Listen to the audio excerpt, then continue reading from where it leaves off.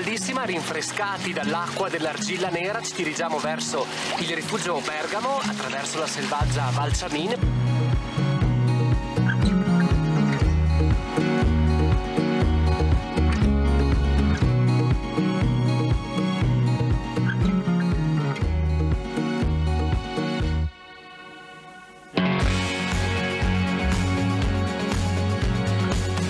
Noi siamo qua da 14 anni, prima non era tanto, adesso vengono sempre di più, no? Da tutto il mondo. No? In questi ultimi 2 anni però Margot era calato la presenza di stranieri extraeuropei in particolare, vero? Sì, è vero, e si nota adesso che abbiamo di nuovo un pubblico molto vario. È bello lavorare così con tutto il mondo, diciamo, che viene da noi, no? È un rifugio vero, un rifugio alpinistico, diciamo? Sì, è proprio quello che piace anche a noi, no? E non vorremmo mai cambiarlo. È facile per voi spiegare alla gente dove si trova? Deve essere te stesso, no? E devi anche trasmettere alla gente così, sì. Che la vita in montagna è quella che è qua, è semplice, il mangiare è buono ma è quello che c'è, non abbiamo tutta la capacità che hanno quelli che magari in un albergo in una città, però dico che bisogna per forza farsi la fatica di camminare 3 ore fino ad arrivare da noi, no? E quindi la fatica rende più consapevoli, no, di dove ci si trova, no? Parliamo dei problemi quotidiani di un rifugio. Allora, qui mi pare di capire che di acqua c'è. Qui mi pare di capire che vi ho svegliato bene, vi ho portato in montagna, al fresco. Avete visto che piatti saporiti, bellissimi. L'ospite che ho, che adesso vi presenterò, proprio leggeri, ha detto di una leggerezza unica, ma far colazione così non sarebbe male, però visto l'altitudine e lo sforzo, 3 ore di cammino, si può anche fare. Allora vi presento subito il dottor Francesco Benazzi, direttore generale ULSS-2 Marca Trevigiana. Buongiorno. Grazie direttore di essere Grazie qui a voi, con noi. buongiorno a tutti. Saluto anche Mariano Morbin, presidente Fidas Vicenza. Buongiorno Presidente, che piacere rivederla, tutto bene? Sì, grazie, buongiorno a tutti voi, spero che anche voi stiate bene tutti. Sì, stiamo bene anche perché la vedo sotto un bell'albero, è fresco anche lei, perciò mi fa molto piacere l'ambiente, soprattutto l'ambiente che è importante. Allora, dottor Benazzi, direttore, lei deve dare dei numeri questa mattina, perché sennò noi diamo i numeri, ma non perché diamo i numeri, proprio a livello psicologico stiamo dando i numeri. Cosa sta succedendo nella sua importante ULSS-2 Marca Trevigiana? Prego. Sì, beh, diamo i numeri perché volevamo parlare, appunto, ormai il Covid ci sta lasciando per fortuna, difatti non a caso il Ministro ha fatto un decreto, dove dal 1° di luglio finalmente siamo liberi dalle mascherine, quindi possiamo girare in ospedale senza mascherine e siamo ritornati alla normalità.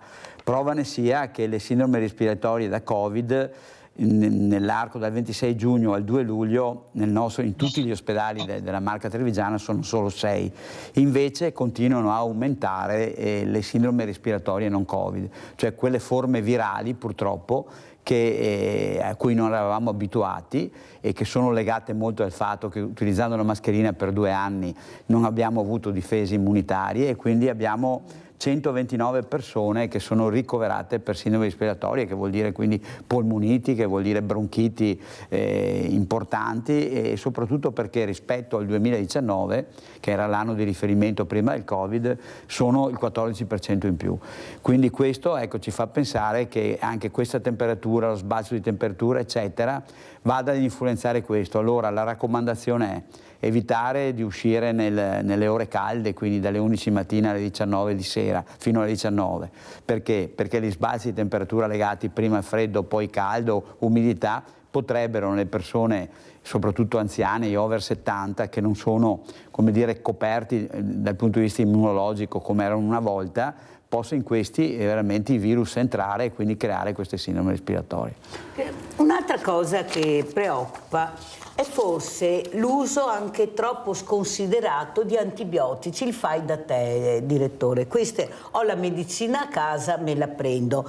Invece anche questo è un bel messaggio che vogliamo dare questa mattina. Bisogna fare attenzione anche a quello che si prende, perché sennò poi finisce il pronto soccorso, che sono già abbastanza intasati. Prego. Sì, assolutamente sì, bisogna evitare l'automedicazione, che è una cosa che si può usare se ho una febbricola e quindi prendo delle tachipirina oppure un antinfiammatorio, però è anche vero che conviene sempre, soprattutto in queste forme dove non sappiamo bene se sono faringiti, laringiti oppure addirittura sono, come dire, l'episodio iniziale rispetto a una polmonite, fare sempre riferimento al medico di famiglia.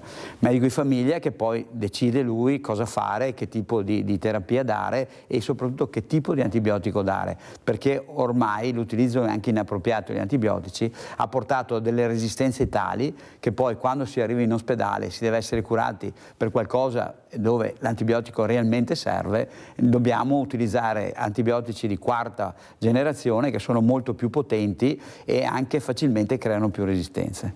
Però l'obiettivo questa mattina è di capire soprattutto le liste d'attesa. Noi abbiamo sentito anche l'intervista che lei ha fatto, che poi risentiremo, ma visto che abbiamo il direttore Francesco Benazzi presente, sentiamo com'è la situazione per quanto riguarda l'ULSS 2 con le liste d'attesa, perché ci sono settori e settori e reparti e reparti. Certo. Non tutti hanno la stessa lunghezza, molti, ma non tutti. Ecco, come funzionano le liste d'attesa in questo momento? Sì, allora noi avevamo, premetto questo, avevamo 40.000 prestazioni in galleggiamento legate al Covid. Su queste siamo riusciti sostanzialmente ad azzerare le B, quelle entro 10 giorni, ad azzerare le D, quelle entro ovviamente 30 giorni, sarebbero 60 per il Ministero ma 30 per la Regione Veneto. Abbiamo ancora le programmate, dobbiamo ancora smaltirne 6.000, però riusciremo a farle nel giro di un mese e mezzo. Qual è il vero problema? Il problema vero è che ogni settimana 63.000 nuove prestazioni entrano ovviamente in quel contenitore che è il CUP e devono essere smaltite. 63.000 in più. Abbiamo un aumento del 17%, faccia conto che rispetto al 2023, quindi l'altro ieri, noi in proiezione, se l'andamento è questo, avremo 571.000 prestazioni in più. Il che vuol dire che nessun sistema sanitario, lo dico sempre, riuscirebbe a reggere un impatto simile. Uno, perché a noi mancano 150 specialisti. Due, perché è impossibile, non può continuare a aumentare, perché se la domanda aumenta l'offerta non può essere esponenziale quanto la domanda. Allora stiamo molto lavorando con i medici di famiglia per capire, ecco, qual è il problema di queste iperprescrizioni. Faccio un esempio: se io ho una sciatalgia legata a tante cose, non è che chiedo una RM della colonna subito, perché questa è una richiesta inappropriata, perché prima vado al mio medico, vedo se con i FANS, cioè quindi con gli antinfiammatori, mi passa, con qualche antidolorifico, e poi vado a fare la visita al fisiatra e magari il fisiatra mi fa fare della riabilitazione, evito di chiedere un RM. Ci sono un po' delle cose che effettivamente vanno sistemate in accordo con i medici di famiglia. Tenga anche conto che nel decreto legge che ha fatto il Ministero, una delle cose che Agena sa come l'Agenzia Nazionale di riferimento è questa: valuterà tutti i medici iperprescrittori, cioè quelli che vanno fuori dalla media, quindi valutando anche l'età dei pazienti e tutto, e questi verranno chiamati perché, per capire come mai prescrivono di più.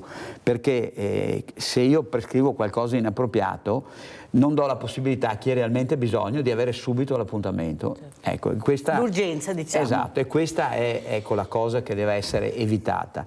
Noi avevamo la dermatologia, dopo io devo ringraziare i miei dermatologi, perché i dermatologi sono pochissimi e sono soprattutto a Treviso, che hanno fatto un grande lavoro e adesso le liste d'attesa della dermatologia sono state abbattute. Noi abbiamo due criticità, anzi tre, per dire la verità. Una è l'oculistica e su questa, per fortuna, la Regione ha fatto un avviso e abbiamo trovati 3 oculisti che adesso andremo ad assumere, quindi io conto che a fine dell'anno le visite per l'oculistica sono azzerate.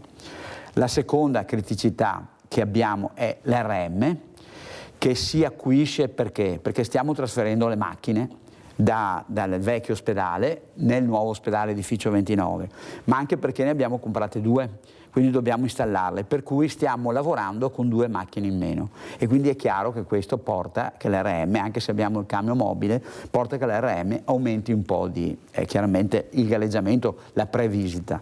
E la terza sono le conoscopie, anche qui per fortuna stiamo trovando, a fine anno avremo 2 colleghi medici in più che la Regione ci ha autorizzato come extra turnover, e anche qui conto per gennaio e febbraio di azzerare nel 2025 le liste d'attesa. Per cui diciamo che comincio a vedere il bicchiere mezzo pieno, e questo è importante perché fino a ieri ero abbastanza disperato. Direttore Benazzi, cos'è che la preoccupa di più in questo momento dove che il cittadino ha bisogno di risposte? Perché il cittadino va al pronto soccorso, intasa il pronto soccorso? Primo, perché ha la sicurezza, cioè quando vai al pronto soccorso già ti senti meglio, siamo stati abituati così. Sì. Secondo, perché purtroppo i medici di famiglia non sono i medici di famiglia più di una volta, mi dispiace dirlo, però dalle telefonate che ricevo, forse una volta questo medico che arrivava in qualsiasi momento lo chiamavi, che aveva già capito che non eri grave, difficilmente arrivavi al pronto soccorso, era tutta un'altra storia. Adesso si guarda, secondo me, più che al paziente, si guarda al numero, il numero. E il numero non è quello che tu pensi, perché è una persona che in quel momento sta male, e anche se non sta tanto male ha bisogno di una risposta. Allora forse anche questo medico di famiglia, se avesse oppure la possibilità di riuscire a capire che forse avere anche meno pazienti, e questo non dipende da lui di sicuro, avrebbe forse l'opportunità di aiutarlo in maniera diversa, di curarlo in maniera diversa, o la burocrazia. Non può questo medico di famiglia rimanere davanti al computer a fare, perché o fa una cosa o fa un'altra. Perciò io penso che ci sia un 50 e un 50.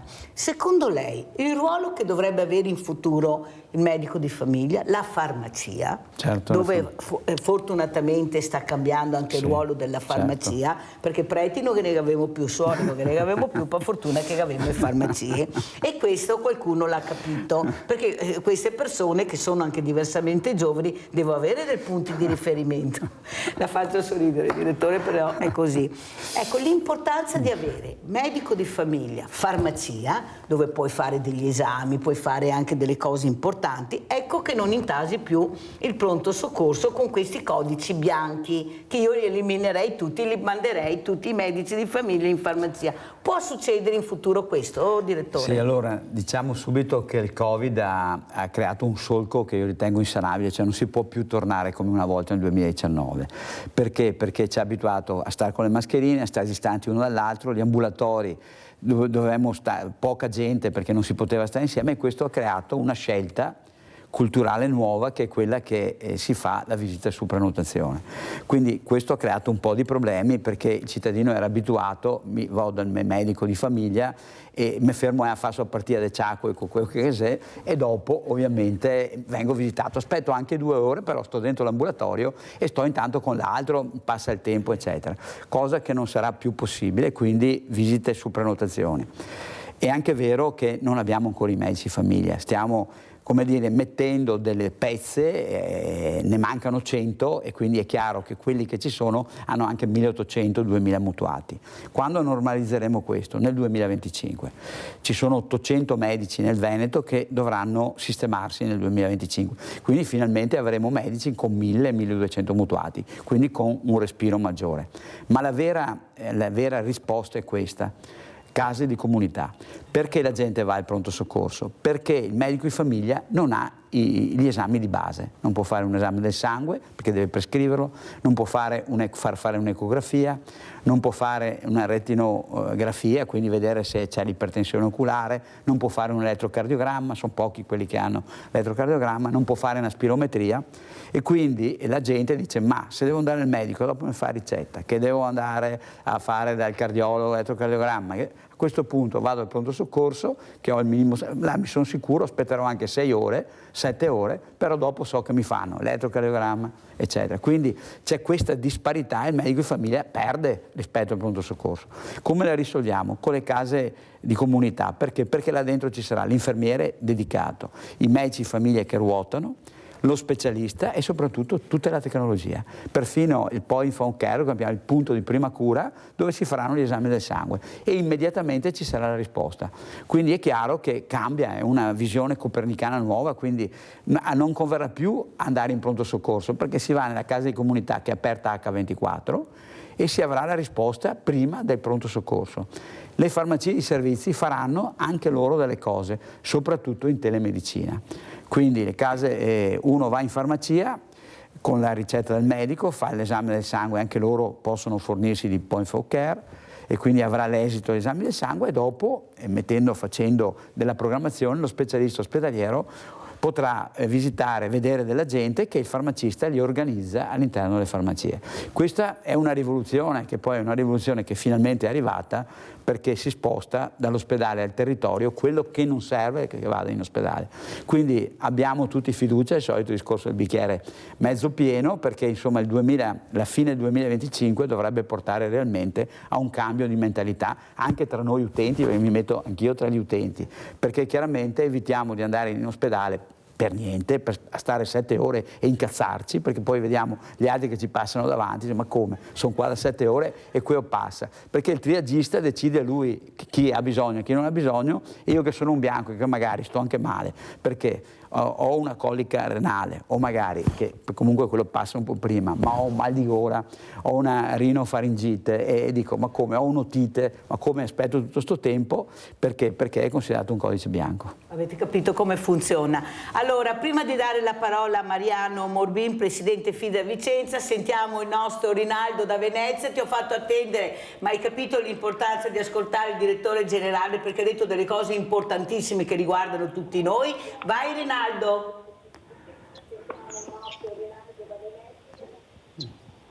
Rinaldo, dove sei? Ciao Mirella e buongiorno al tuo ospite. Buongiorno. Innanzitutto vorrei salutare il professore, che lo vedo molto volentieri, e sei uno di quelli che io credo di più, perché dice verità, tanta verità. Complimenti per quello che fa. Comunque, se mi vado dal medico e medicine e me dai, non vado, mi voglio l'antibiotico, voi no? C'è il medico che me ne dà, o no? Certo, Una volta certo. I rappresentanti delle medicine andavano dal medico a cosa fare? A portargli, dopo il medico aveva quello che aveva o niente, ma ora siamo Dio a parlare robe invece da 10 anni, è utopia questa qua. Nel mio lavoro, quando che seravo in negozio a sera, facevo la lista di quello che mi mancava, in maniera che quando andavo in mercato a comprare quello che mi mancava, avevo la lista delle robe che mi mancava. Ma adesso c'è tutto un casino, è la pandemia, abbiamo tutto a causa della pandemia. Adesso e avere man, a 6 anni, 75 anni fa, la prima roba che facevo così arrivavo a casa, mia mamma e mia nonna, se stai a giocare in campo, avere man, cosa ne mi cerca? Cosa vuole insegnarne? Io vuoi insegnarne cosa? Abbiamo 80 anni passati, cosa gli dava a insegnare le persone anziane? Non siamo mica in base mai, che ne sia da qualche per malattia, ma abbiamo fatto un'esperienza con la guerra, finito la guerra, che ne dà forgiare, ne dà tutto. Abbiamo fatto il Veneto, abbiamo fatto ai Vecchi. Sì, ma lo sta a fare un libro stamattina, va avanti, adesso taglia però, vai. Comunque, ciao Mirella, ti saluto e complimenti al direttore Benassi. A posto, grazie al nostro Rinaldo. Capite l'importanza di ascoltare, non di sentire, di ascoltare, perché guardate che il direttore ha detto le cose importanti di più per il nostro futuro e la nostra salute. Allora, Mariano Morbin, presidente FIDAS, questa donatori di sangue importantissima, abbiamo dei numeri che anche dobbiamo essere orgogliosi veramente perché state crescendo. Prego, presidente.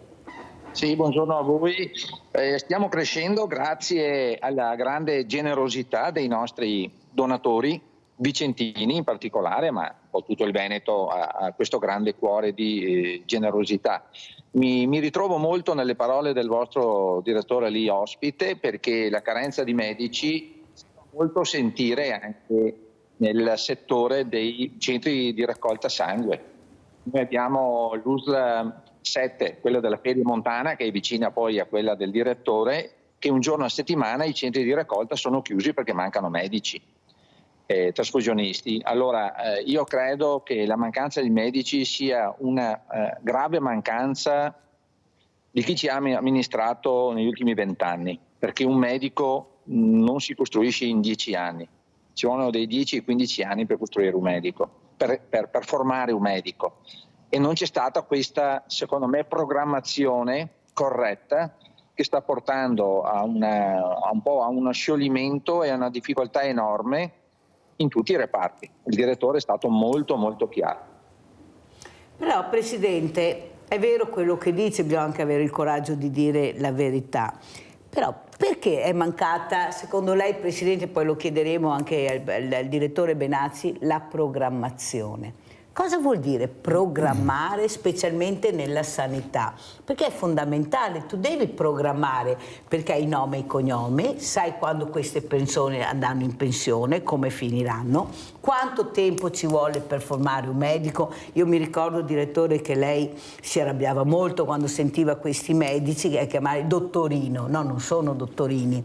Lei si arrabbiava, sono dottori che hanno fatto un percorso e si devono chiamare col nome giusto, perché sono anche molto bravi, certo. I giovani sono bravissimi, bravi, scusate se lo dico, ma sono preparatissimi e bravissimi. Ecco, lei viene, cioè conosce benissimo quello che io voglio dire, nel senso, lei viene da un periodo dove c'era la democrazia cristiana, dove bisogna dire la verità, se non ci fossero avremmo dovuto inventarli, perché programmavano, tanto è vero che prima io parlavo, e lo dico anche a Morbin, del nostro meraviglioso ospedale Canfoncello, vicino al Sile, perciò già il sito, come è stato costruito col pronto soccorso, ecco, con questa rampa, che già vedevi la rampa, ti eri già sicuro che vuol dire il pronto soccorso, cioè c'era una programmazione, non mancava niente.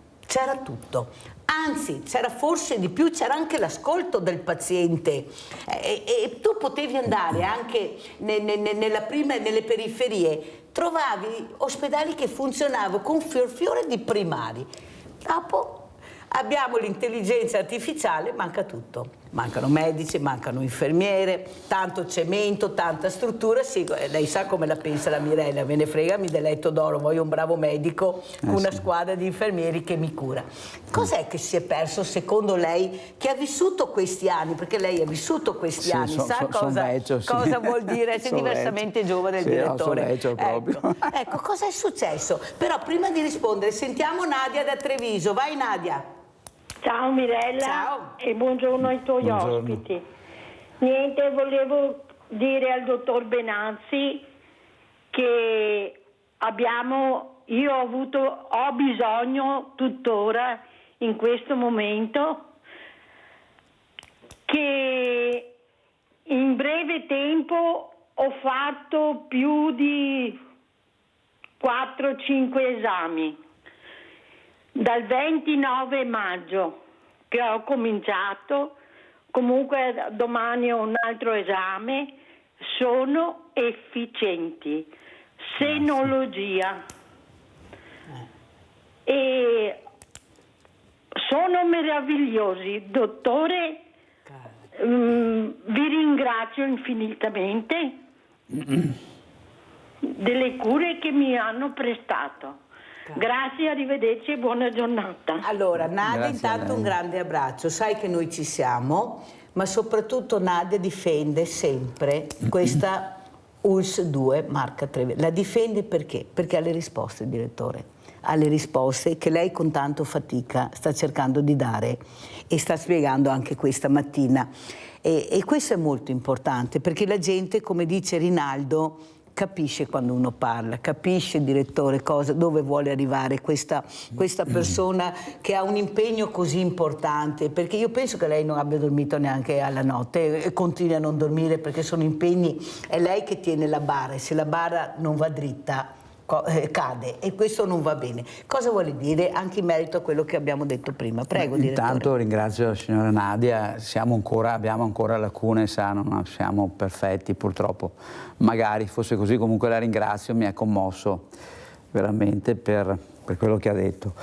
Io concordo con il presidente Morbin della Fides, anche ringrazio sia lui che i suoi ovviamente collaboratori e donatori, perché se non ci fossero, lo dico sempre, bisognerebbe inventarli, perché quindi diciamo andate a donare il sangue, loro lo fanno perché abbiamo bisogno, perché sono aumentati i traumi, i politraumi, sono aumentati gli interventi importanti oncologici dove purtroppo la gente ha bisogno di sacche di sangue, quindi grazie a loro il Veneto è ancora tra i primi d'Italia, non solo ma dona il sangue anche agli altri e soprattutto riesce a rispondere a tutte le richieste che vengono ovviamente dalle oncologie, che vengono dalle chirurgie, che vengono dalle ematologie, quindi grazie veramente di cuore Presidente per quello che fate.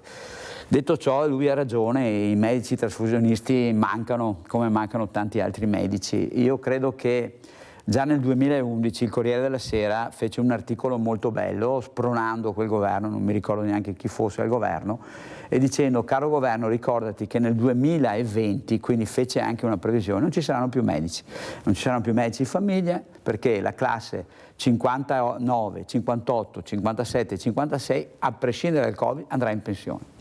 Dopo hanno fatto i 70 anni, dopo, perché in qualche modo dovevano cercare di bloccare la gente, ma è stato così. Poi il Covid è stato un acceleratore, chiaramente, e ha portato che la gente è stanca, dopo 2 anni è andata via, però l'avevano previsto, l'avevano detto.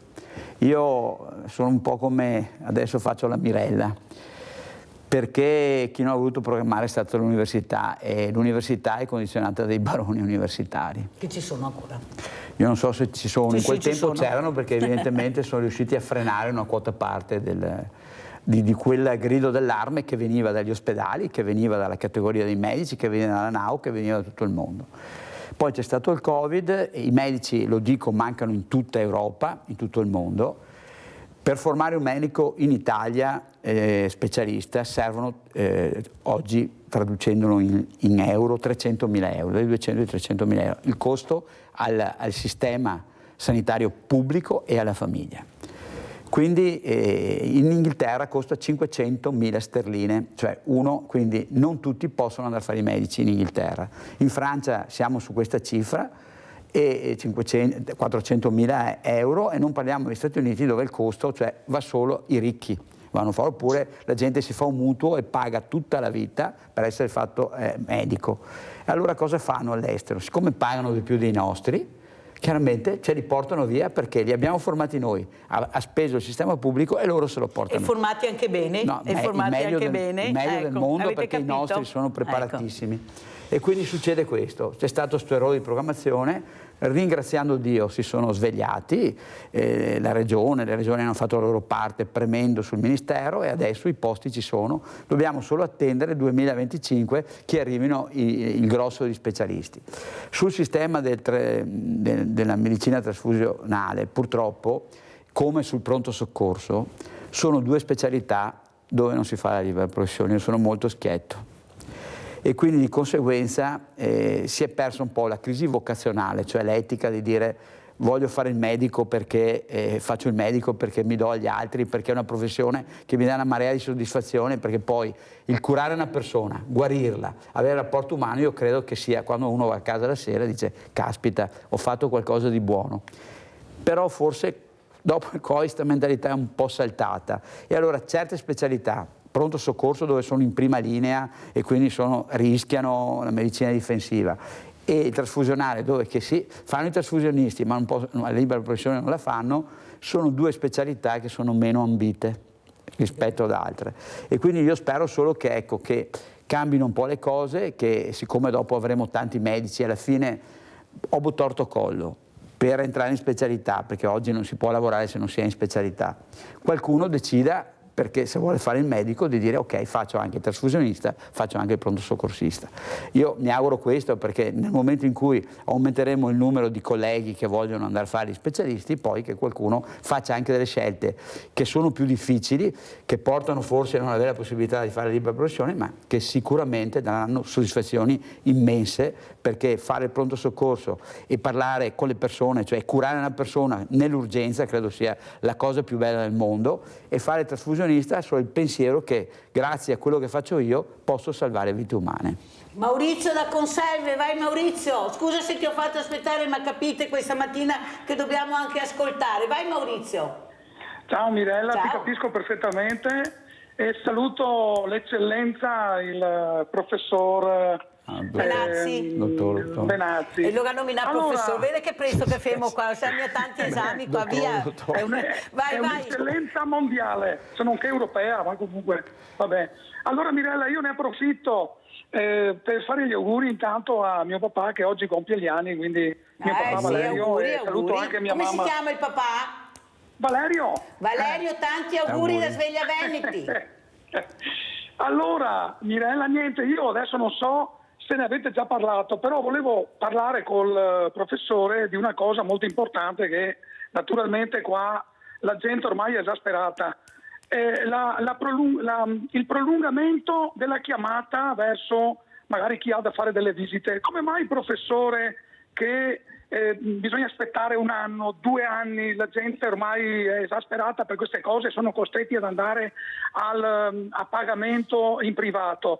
Cioè, una volta non succedevano queste cose qua.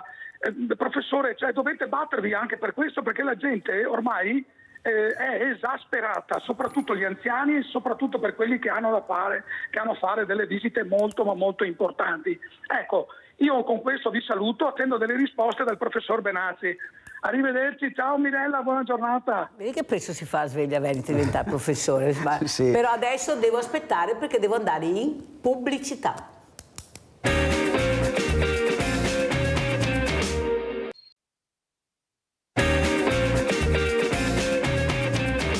C'è in linea Anna da Treviso, ciao Anna. Ciao Mirella, buongiorno a te, buongiorno al dottor Ciao Benazzi. carissima. Buongiorno. Io ti ringrazio per gli inviti che mi fai avere, ma lo sai che da qualche anno ne ho sempre una, e sempre una di nuova, in campo sanitario. Allora, velocemente dico 2 informazioni per il dottor Benazzi che riguardano me e mio figlio disabile. Per tutte le problematiche sanitarie ho avuto e ho tuttora cure, in particolare ringrazio la terapia del dolore e il maxillofacciale, che sono veramente splendidi. Però ho avuto bisogno 2 mesi fa di una risonanza urgente, non c'era a posto, ma nel giro di 3 giorni l'ho avuta serale con 322 euro. Quando si parla di bisogna pagare per avere una cosa che ti serve subito, la cosa a me è andata così. Sto collaborando allo smaltimento cosiddetto delle liste d'attesa, perché devo operare una catarata. Mi hanno tolto evidentemente dalla lista d'attesa generica, fissandomi l'appuntamento per febbraio, nota bene, 2026. Non dico altro per quel che mi riguarda. Per quel che riguarda mio figlio disabile, che il dottor Benazzi non può avere la memoria da elefante, ma conosce me e anche mio figlio, nella sua disabilità da 50 anni è sempre una lotta, e ogni volta che ha avuto varie problematiche di tipo sanitario e anche di collocazione sociale, quel che ne consegue, è stata una battaglia. Ma il dottor Benazzi, mentre lodo alcuni reparti, alcuni medici, al dottor Benazzi devo dire anche una cosa che mi ha veramente sconvolto. 2 mesi fa ho dovuto ricoverare mio figlio a Medicina 2 per 10 giorni. Ora, la situazione è stata salvata, se no non so cosa avrei fatto, dal fatto di aver trovato il personale dal pronto soccorso al reparto splendido nei confronti di mio figlio e della sua famiglia. Veramente hanno salvato una cosa che altrimenti meritava di chiamare i NAS. Dottor Benassi, vada a Medicina 2, certamente erano la stanza 1 e la stanza 2, ricovero di 10 giorni in una stanza da 2 trasformata in 3 posti letto, di cui 2 con assistenza continuativa, giorno e notte, e la terza persona infettiva, assolutamente indecoroso, perché neanche 50 anni fa io ho visto queste cose qua, e con l'esclusione totale per questo problema presente nella stessa mini stanzetta dove le precauzioni le prendi, però l'ansia c'era, in questa con l'assoluta impossibilità dell'uso del bagno interno. Non mi piace, lo so, ci sarà un ospedale nuovo, però abbiamo vissuto veramente una situazione indecorosa. Grazie Anna. Solo complimenti al personale, dove ci siamo finalmente capiti questa volta, non sempre, questa volta ci siamo anche capiti sul come bisogna gestire una certa disabilità quando entra in ospedale o in vari ambulatori. Grazie. Grazie Anna, un grande abbraccio Anna. Vedete, quando il direttore viene a Sveglia Veneti o anche in altre trasmissioni, lui non è che venga perché chissà cosa vorrà dire, lui viene anche per ascoltare. Certo.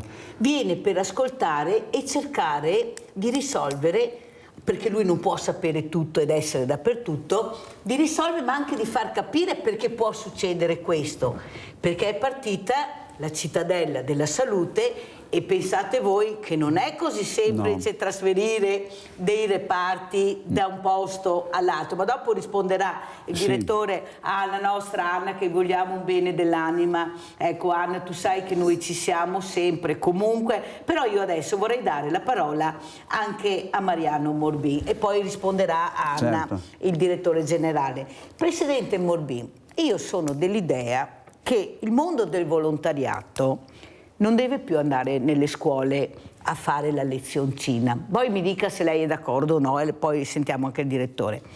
Noi stiamo annoiando questi ragazzi. Se prima la lezioncina del volontariato in classe poteva anche servire perché era una novità e magari qualcuno era anche attratto, li stiamo annoiando. E sa perché, Presidente? Perché questi ragazzi hanno bisogno di emozioni forti, loro vogliono essere protagonisti.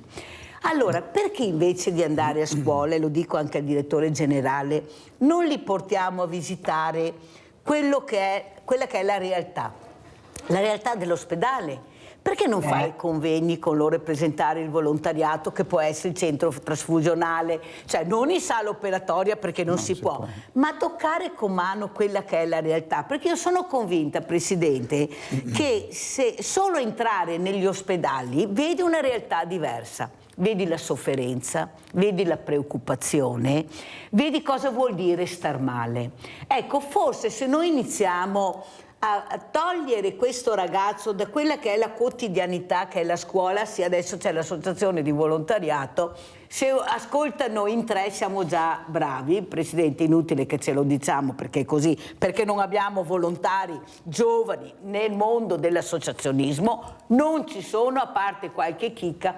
Forse toccare con mano, Presidente, iniziare già dalle elementari a vedere cosa vuol dire la sanità, cosa vuol dire il volontariato, forse ne recupereremo qualcuno, perché non è che non vogliono venire, dobbiamo andarli a prendere per mano e farli toccare con mano. Prego Presidente, la donazione è fondamentale.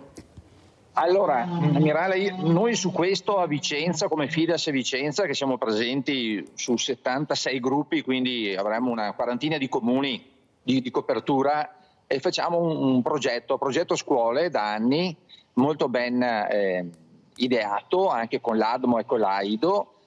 Non sono d'accordo che non serva, bisogna cambiare il metodo. Noi abbiamo iniziato ad andare con persone giovani che magari sono di turno, abbiamo un gruppo giovani che è molto forte da noi, in Fides Vicenza, e quindi i giovani parlano ai giovani, ma poi abbiamo iniziato anche a portare con noi le persone che sono state trapiantate, che hanno avuto bisogno di sangue, chi ha avuto dei politraumi molto importanti in cui hanno visto la morte e soltanto la donazione di sangue o la donazione di midollo osseo li ha potuti salvare, oppure trapiantati di rene. Quindi abbiamo visto un cambio anche da parte di questi ragazzi, perché se noi andiamo lì a fare la lezioncina, come hai detto tu, non serve a niente, perché poi i ragazzi sono molto presi da tante altre cose. Ma se porti l'esempio concreto, secondo me, non subito, ma alla lunga questo seme nasce e diventa pianta, che sono poi gli uomini e le donne del futuro. Vede Presidente, io ho avuto un ragazzo, un ricercatore giovanissimo, 22 anni, e le spiego perché ho detto che dobbiamo portarli, che ha scoperto la stella variabile, una stella variabile. E come l'ha scoperta e perché è diventato ricercatore? Perché lui è andato all'osservatorio con la scuola. E mai, e poi mai, l'ha detto lui, qui era seduto dove c'è il direttore Benazzi, avrebbe mai immaginato di fare questo lavoro. È stato l'osservatorio che l'ha intrigato. Lui ha detto una cosa: se fossi stato a scuola o su Google e avessi visto, non mi sarebbe fregato di meno, cioè non avrei avuto quell'attrazione che ho avuto nell'osservatorio che abbiamo. Allora capisce che questo mi conforta ancora di più su quello che ho detto. Forse vedere una macchina di ultima generazione, non so, vedere un primario e vedere come esegue, ti fa vedere su queste grandi sale convegno che avete, portiamoli. Cioè, tu veda sangue, te fa vedere tanto che il sangue, finché te stufi. Vuoi capire cos'è la donazione? Ti faccio vedere il video. Questi ha bisogno di emozioni forti, Presidente, non vedi cosa stanno facendo? Questi vivono la maggior parte di un'adrenalina che poi certi la tirano fuori nella maniera sbagliata, perché purtroppo è così, ma vogliono essere protagonisti. Li stiamo perdendo perché non li abbiamo, nonostante anni di lezioni in classe, non abbiamo giovani, forse andarli a prendere e portarli sarebbe un qualcosa di utile. Cosa dice, direttore? No, io sono pienamente d'accordo, sono d'accordo col Presidente. Nelle scuole bisogna andare magari portando dei testimonial, cioè delle persone che hanno avuto la sfortuna di incappare in un trauma, eccetera, e che hanno avuto la fortuna di trovare il sangue, quindi di trovare la possibilità di trasfusioni, e quindi spiegare ai ragazzi cioè l'evento, e grazie a questo si sono salvati. Ecco, credo che, e anche si può fare sì con dei video, per carità, che uno presenta. Noi lo abbiamo fatto, per esempio per la scuola infermieri, noi per in qualche modo portarci a casa gli infermieri andiamo nelle scuole, facciamo vedere con un video, oppure portiamo un infermiere che spiega cosa fare realmente un infermiere, che tipo di caratteristiche, quelle caratteristiche ha il suo lavoro. Cioè è chiaro che la lezioncina ormai non va bene per nessuno.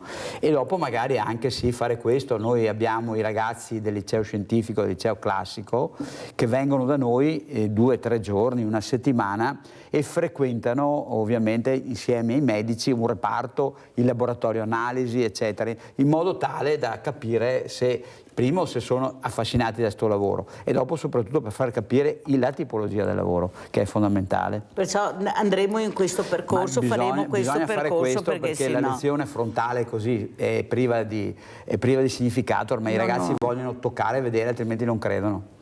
Ecco, speriamo di continuare soprattutto a capire l'importanza, perché questi giovani ci stanno aspettando. Abbiamo visto anche col servizio civile, Ho detto, ma chi avrebbe mai immaginato che si presentassero tanti giovani a fare il servizio civile? Non avevano neppure posti. Cioè, quando l'ho sentito ho detto, qua siamo proprio fuori. Ma come? Non siete pronti? C'è una marea di persone che vogliono provare a fare, ecco, educazione civica sarebbe anche servizio civile, a mio avviso, abbinata. Allora, per rispondere anche alla nostra Anna di Treviso, andiamo a vedere, direttore Benazzi, anche questa mamma, cosa ha detto ieri, mamma Martina, proprio in fatto di persone che hanno problemi con ragazzi diversamente agili o vegetali. Andiamo a sentire. Dico una cosa, mi dispiace dirla in televisione, però voglio che le persone sappiano praticamente quando hai un ragazzo 18enne, perché adesso è maggiorenne Leonardo, che non è in grado di parlare, è in carrozzina, ha una malattia degenerativa, ti presenti in un pronto soccorso perché perde sangue dall'ano praticamente. Ti presenti in un pronto soccorso, te lo visitano e ti mandano via dicendo che ha un emorroide da togliere, da andare dal chirurgo praticamente per toglierla questa emorroide. Ho aspettato tantissimo tempo perché non c'era posto per avere l'appuntamento con questo chirurgo. Abbiamo ricevuto l'appuntamento, andiamo ad Abano, sempre a nostre spese. Vediamo il chirurgo ci dice che praticamente l'emorroide non c'è, Leonardo ha qualcos'altro. Trasferiti in un altro ospedale d'urgenza, abbiamo scoperto che Leonardo ha delle ulcere molto gravi, quindi una malattia cronica al basso intestino. Non ha mangiato per 10 giorni, ha perso 6 kg, non ha neanche bevuto, l'abbiamo preso proprio per i capelli. Ecco, dico perché voglio che la gente sappia che le persone fragili come mio figlio ti presenti in un ospedale, devono avere un attimo più di riguardo, nel senso, un ragazzo che non parla, non ti dice dove ha male, vedi che ha questa emorragia importante, perché dopo un po' fai un prelievo, me lo controlli così e mi dimetti, mi dici che non c'è niente da preoccuparsi. Non sono cose che si fanno, specialmente con le persone fragili e disabili come è Leonardo, mio figlio.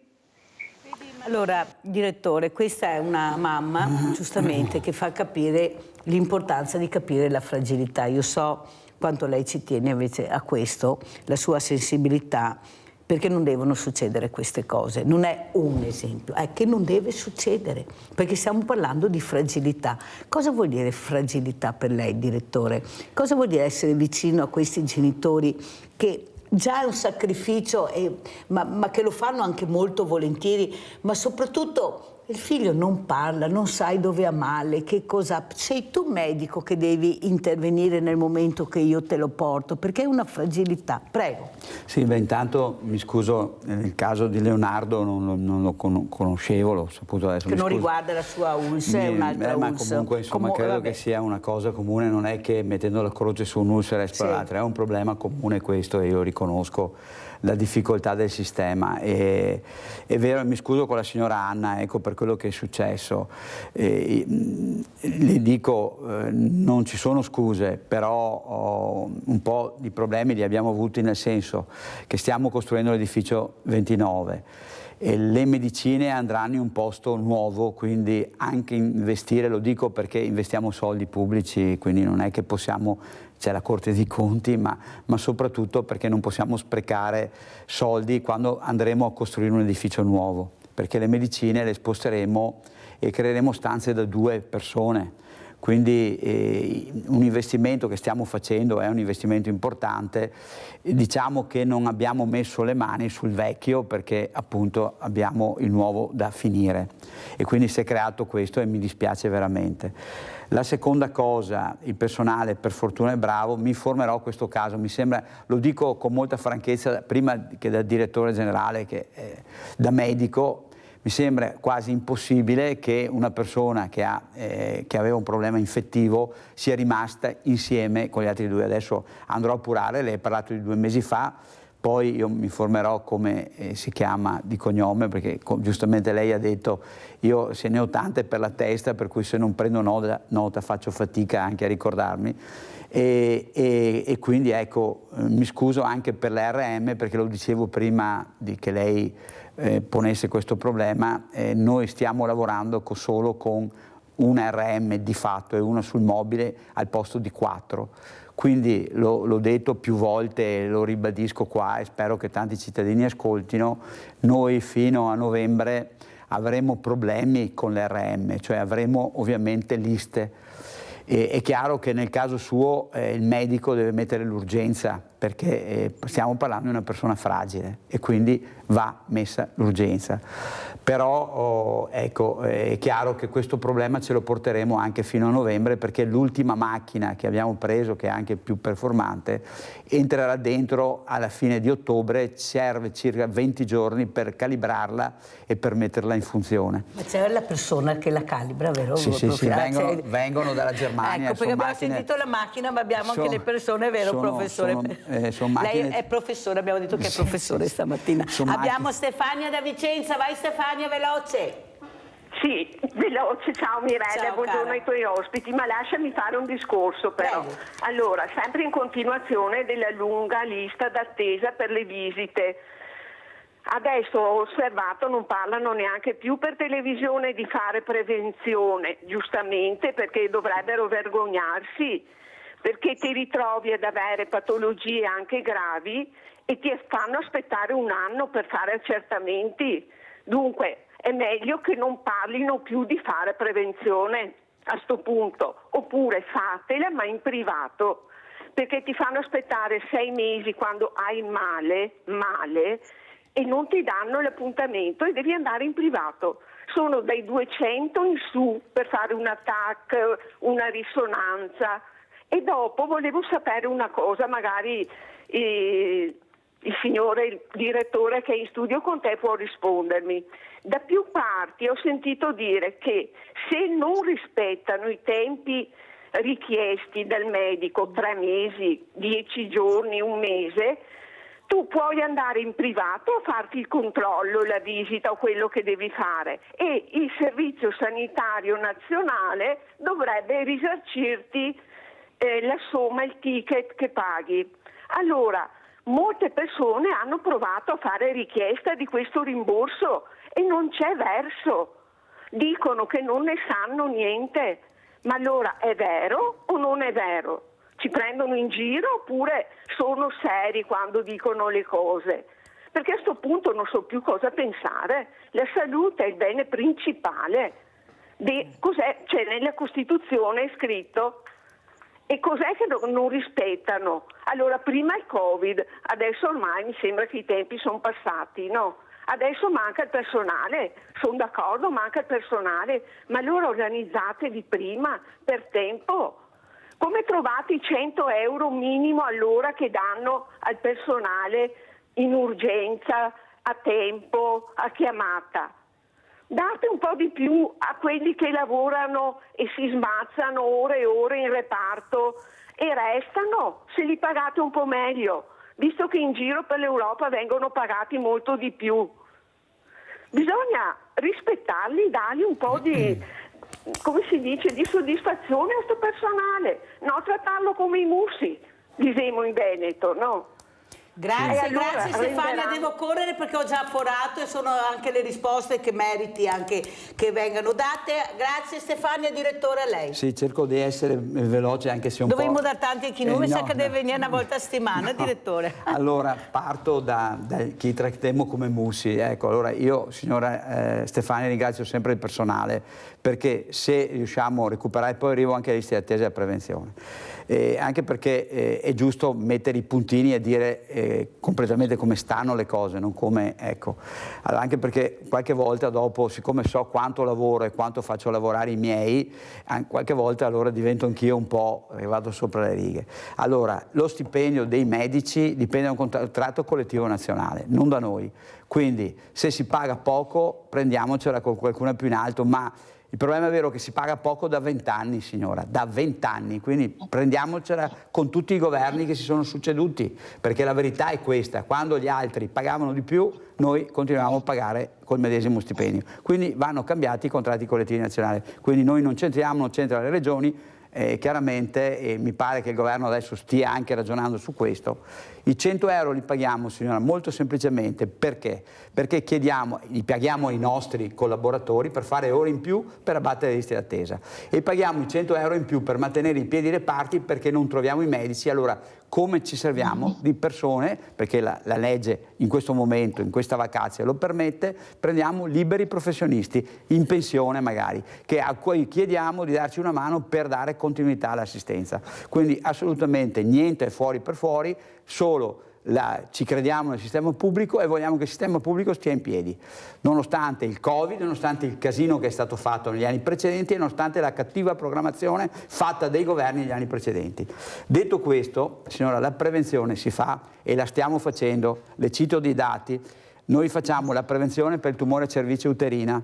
Abbiamo a Treviso l'83,6% di persone che aderiscono, il resto non aderiscono, quello è il problema, noi la stiamo facendo, questa è la prevenzione. Dopo arrivo a quello che diceva. Facciamo la prevenzione per il tumore alla mammella, la mammografia, aderiscono il 70% delle donne, l'altro 30% non risponde. Facciamo il colon retto, aderiscono il 60% delle persone. Colon retto, io lo faccio sempre, io sono vecchio ormai e io il colon retto, il sangue occulto nelle feci, lo faccio sempre. Questa è la prevenzione. Dopo mi pare strano, scusi se mi infervoro, però dopo io chiedo scusa quando sbaglio e quando i miei sbagliano, ma quando c'è da dire la verità cerco di dirla e allora mi infervoro un poco. Per quanto riguarda il discorso anche, voglio dire, dei tumori, mi citi i casi, signora, cioè anche il collega di Vicenza non posso rispondere, però lo dico sempre ai miei: se un oncologico aspetta e non ha una priorità, ditemelo, perché mi incazzo come una iena coi miei, ma mi incazzo veramente come una iena. Quindi io credo che questo, spero, non succeda. La prevenzione comunque, signora, è questo, non quello che si dice. La prevenzione sono gli screening e tutto il Veneto risponde agli screening. Dopo è chiaro, è pacifico, lo spiegavo prima, ci sono aree dove noi abbiamo i medici, aree dove non abbiamo i medici, ci serviamo del privato accreditato, cioè di un privato a cui noi diciamo cosa deve fare e quindi non che decide lui. È chiaro che comunque le lacune ci sono. Io vedo il bicchiere mezzo pieno perché sono convinto, cara signora, che arriveremo a dare delle risposte completamente positive alla gente, perché questo è l'intendimento, perché ci crediamo, se no io non starei qua a fare sanità pubblica a metà, se figura, potrei tranquillamente mettermi tranquillo, e è che ci credo e voglio salvarlo questo sistema, come lo voglio salvare chi ci governa in regione. Detto questo, ex legge 124, allora a Treviso abbiamo fatto un protocollo dove, attenzione, no che il cittadino va in libero, il cittadino quando non ha risposta entro i giorni previsti, i 30, i 60 eccetera, va ovviamente o può telefonare o va al CUP e gli dice: caro CUP, mi dispiace, io adesso mi trovi il medico in libera professione aziendale che mi fa la visita subito, e questo avviene. Premetto, le visite di controllo non entrano in questo capitolo, entra solo le B, per capirsi che le più urgenti le devono fare tutti, se no vuol dire che il sistema, ecco, le B, le D e le P. Le visite di controllo non entrano all'interno di questo sistema. Non so se le ho risposto, però anche i colleghi, come abbiamo fatto noi, su ordine della Regione, c'è un protocollo aziendale dove che nel momento in cui si va a sforare, il CUP prende nota della persona, gli fa firmare un modulo e naturalmente la persona ha diritto ad avere in libera professione aziendale, quindi con i nostri medici dell'azienda, no che va lui fuori, ma con i nostri medici, la visita, e questo stia tranquilla. Noi abbiamo avuto 40 casi, mi pare, o 50 ad aprile, ne abbiamo avuti 80 o 100 a maggio e ne stiamo avendo una trentina già ora a giugno, quindi voglio dire, in qualche modo noi rispondiamo all'ex legge 124. E ha risposto anche molto chiaramente, la ringrazio, direttore Benacci. Vediamo se c'è ancora Livio veloce. Sì, Livio Padova, ciao. Vai Livio. Chiamato tutto il Veneto stamattina. Vai Livio. Buongiorno dottor Benacci. Buongiorno. Buongiorno. Volevo chiedere una cosa. Dunque, il mio medico di base è sempre stato rigidissimo sull'uso della mascherina. Vuole che qualunque paziente che si presenti in ambulatorio abbia la mascherina. Posso devo andare proprio dopo dal mio medico di base, posso non metterla più tranquillamente la mascherina, ecco, volevo solo sapere questo, la ringrazio dottor Benassi. Certo, grazie a lei, assolutamente sì, il Ministero ha mandato una circolare, ho chiamato decreto ma mi sbaglio, scuso, prima una circolare dove dice chiaramente che dal 1° di luglio neanche all'interno degli ospedali, quindi addirittura nei reparti, non si usa più la mascherina. Per cui a questo punto sì, lei va dal suo medico e dice guarda che forse è bene che ti leggi la circolare del Ministero.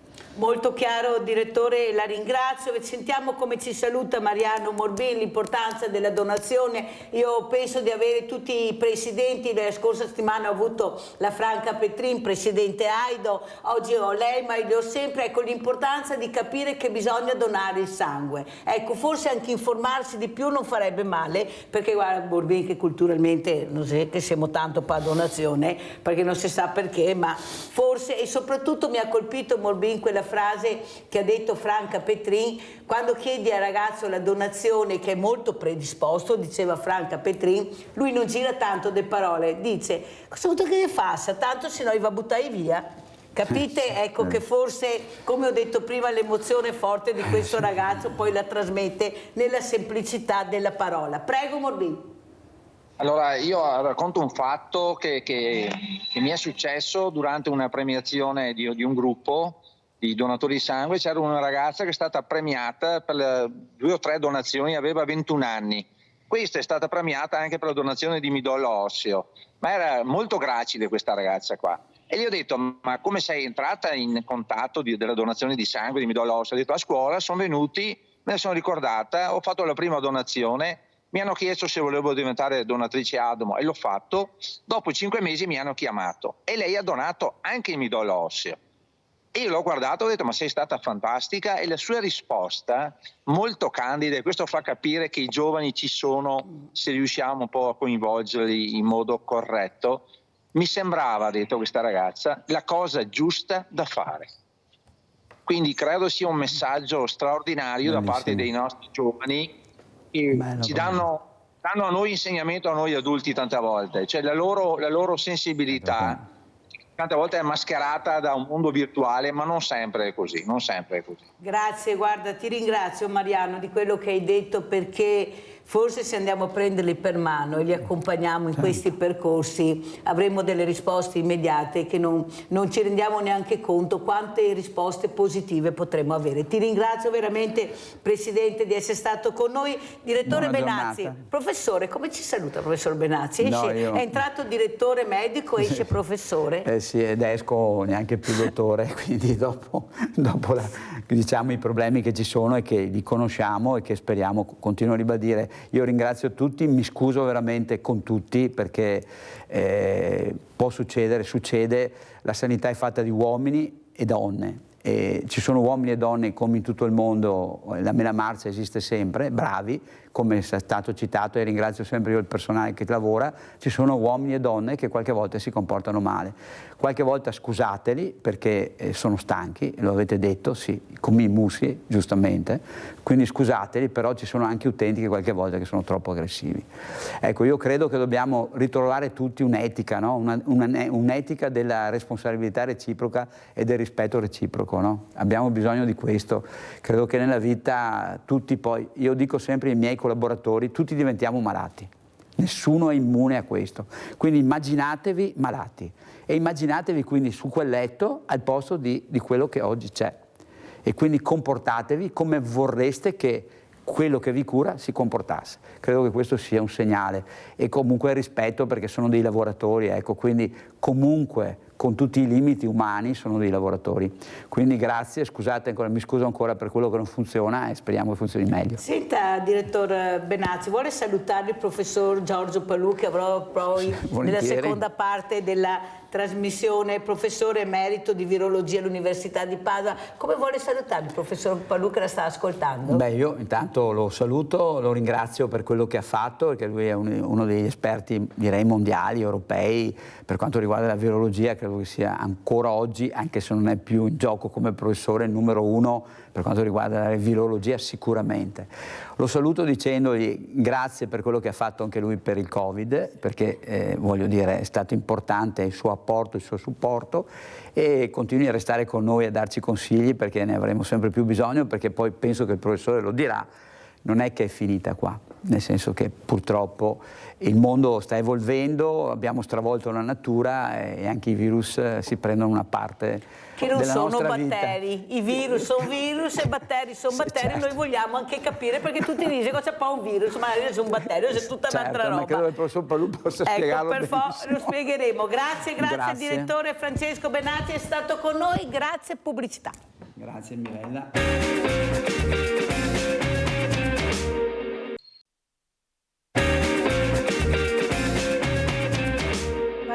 Passo subito alle telefonate in sospeso. Abbiamo Alfonso da Padova. Ciao Alfonso, veloce, poi devo presentare gli ospiti. Vai Alfonso. Sì, buongiorno Mirella.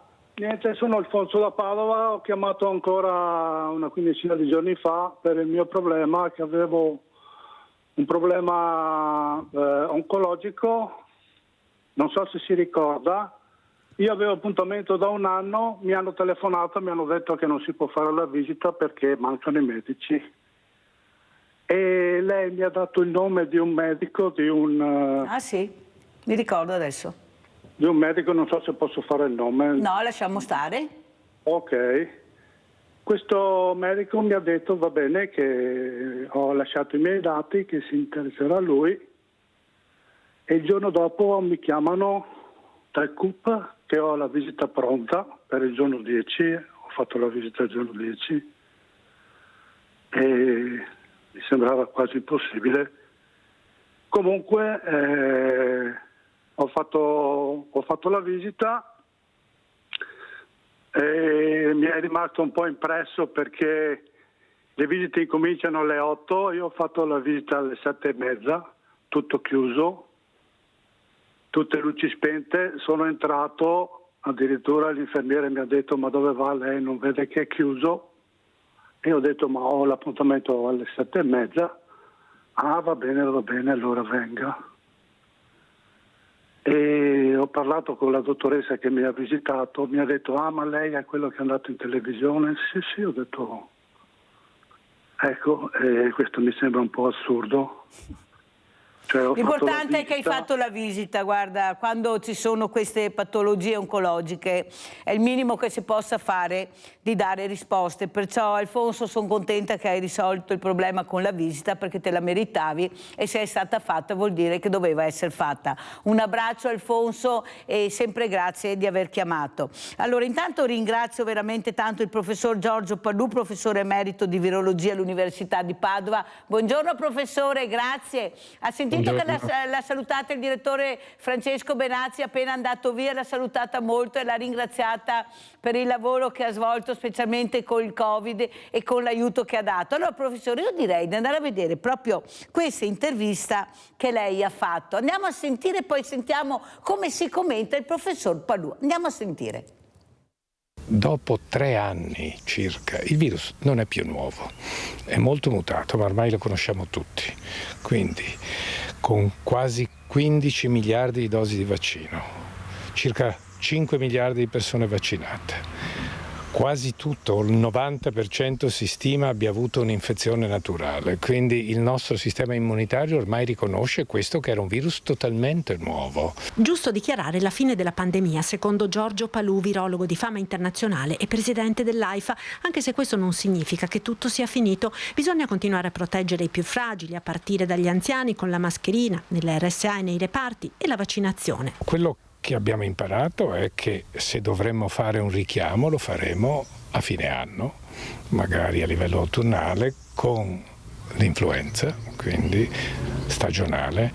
Ecco, quello che invece sappiamo è che i più fragili, soprattutto gli immunodepressi, e gli anziani sono immunodepressi a livello fisiologico, per questi sappiamo che il richiamo può essere anche più frequente. Dopo Dopo 3 anni nei quali il mondo è cambiato, siamo probabilmente tutti consapevoli che possa ricapitare con un altro virus. Diciamo che c'è già un'altra pandemia, non da virus, è una pandemia latente, ma che dovremmo riconoscere, la pandemia per esempio causata da infezioni batteriche resistenti a tutti gli antibiotici. Pensi che ci sono già 5 milioni di morti per infezioni batteriche resistenti a tutti gli antibiotici, e ne abbiamo nei nostri ospedali, e si stima che nel 2050 ci saranno quasi 20 milioni di morti per queste infezioni. L'industria farmaceutica, continua Palù, non ha più sviluppato antibiotici dagli anni 90 perché non gratificano dal punto di vista economico,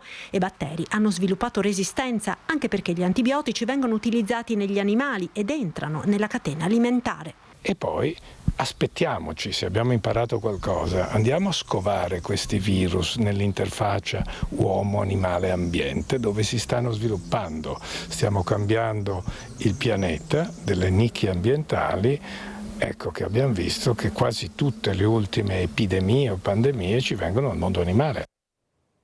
Allora, professor Palù, era maggio del 2023 che lei ha rilasciato questa intervista. Ormai è passato più di un anno. In questo momento, proprio 5 minuti fa, il direttore Francesco Benazzi ha detto che da lunedì non si portano più le mascherine, non si mettono più le mascherine neppure negli ospedali da nessuna parte. Ecco, cosa ci dice professor Palù? Quanto importante è stata fatta soprattutto la prevenzione che abbiamo fatto anche con la mascherina, anche con la vaccinazione? Cosa ci aspetta adesso? Prego, professore. Non posso che confermare quello che dissi nel maggio del 2023, quando era appena stata dichiarata terminata la pandemia, il 5 maggio, dall'OMS. L'unica cosa che posso aggiungere è che adesso sappiamo che il SARS-CoV-2, il virus responsabile del Covid-19, si comporta né più né meno come l'influenza, nel senso che dobbiamo ancora proteggere i più gracili, anche i soggetti anziani, e per anziani è una definizione che in Europa è vista dai 55 ai 65 anni con qualche variazione tra i singoli paesi, però ecco, le aziende farmaceutiche stanno aggiornando i vaccini con le ultime varianti, circolano GN1, KP2, KP3, si è dimostrato sia l'EMA che l'FDA li stanno autorizzando perché questi vaccini proteggono meglio, quindi i vaccini contro il Covid-19 verranno utilizzati come i vaccini contro l'influenza, quindi i più gracili, gli anziani, i soggetti, e così pure la mascherina. Io direi che in certi ambienti, soprattutto le chirurgie a rischio, i soggetti trapiantati, malattie infettive, soggetti con malattie croniche come insufficienza renale, è bene che in certi ambienti ancora la mascherina si porti. La ringrazio, professor Palù, di queste parole. Pensi che io da quando è iniziata la pandemia al Banco Solidale, ancora questo mercoledì, facevo mettere la mascherina quando entravano e il lavaggio delle mani. Ecco, era una protezione, visto l'affluenza che abbiamo, che ritenevo utile.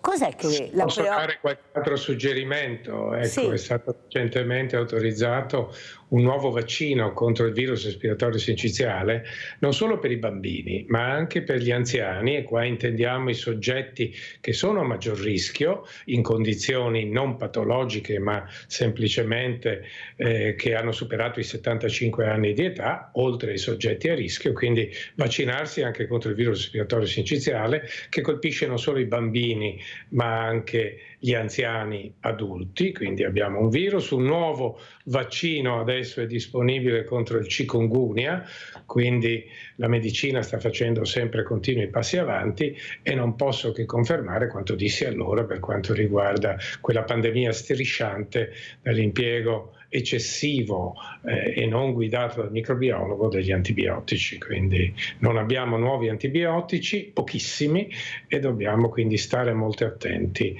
al loro impiego non adeguato. Professor Palù, cos'è che la preoccupa di più? Lei ha detto non sarà solo questo virus, ce ne saranno altri. Cos'è che vi preoccupa di più, professor Palù, in un 2024 dove per fortuna siete stati bravissimi perché avete fronteggiato una cosa che non conoscevate? Può succedere ancora che succeda questo oppure è stata fatta una prevenzione che vi ha messo in allerta, professore? Ma guardi, stiamo acquisendo ancora conoscenze sulla patogenesi dell'infezione virale. Posso riportare ieri la recente pubblicazione del nostro gruppo Medicina Interna di Padova, Medicina Molecolare, di un lavoro importante per quanto riguarda il distress respiratorio, che non è solo causato dalle microtrombosi a livello del polmone, ma anche dall'infiammazione delle cellule epatiche, quindi questo è un qualcosa che si acquisisce. Lavori appena comparsi in letteratura per quanto riguarda, diciamo, il cosiddetto Covid, long Covid, cioè quella forma cronica che in alcuni soggetti in percentuale variabile, dal 10, 20, chi parla anche di più, del 30% persiste. Si è studiato e si è capito come il virus possa persistere e soprattutto persiste un'attivazione delle cellule immunitarie a livello di intestino. Quello che recentemente è emerso non solo sulle riviste scientifiche ma anche, diciamo, alla nota dei quotidiani sono questi outbreak, queste epidemie di virus dell'influenza aviaria nei bovini in America, circa 83 allevamenti, ma soltanto 3 casi umani. Vorrei ricordare, ecco, che avremo sicuramente nuove emergenze pandemiche, soprattutto infezioni zoonotiche dal mondo animale, ma che il virus H5N1, quello dell'influenza dei polli, che adesso si trasmette anche ad alcune specie di mammiferi, tra cui anche mammiferi acquatici, ma ai bovini, ai felini, ai gatti, quindi può trasmettersi all'uomo, ma è un evento molto raro. Ricordo che questo virus circola da circa 28 anni, da quando è comparso nel 1996 a Hong Kong, e non è ancora passato da uomo a uomo.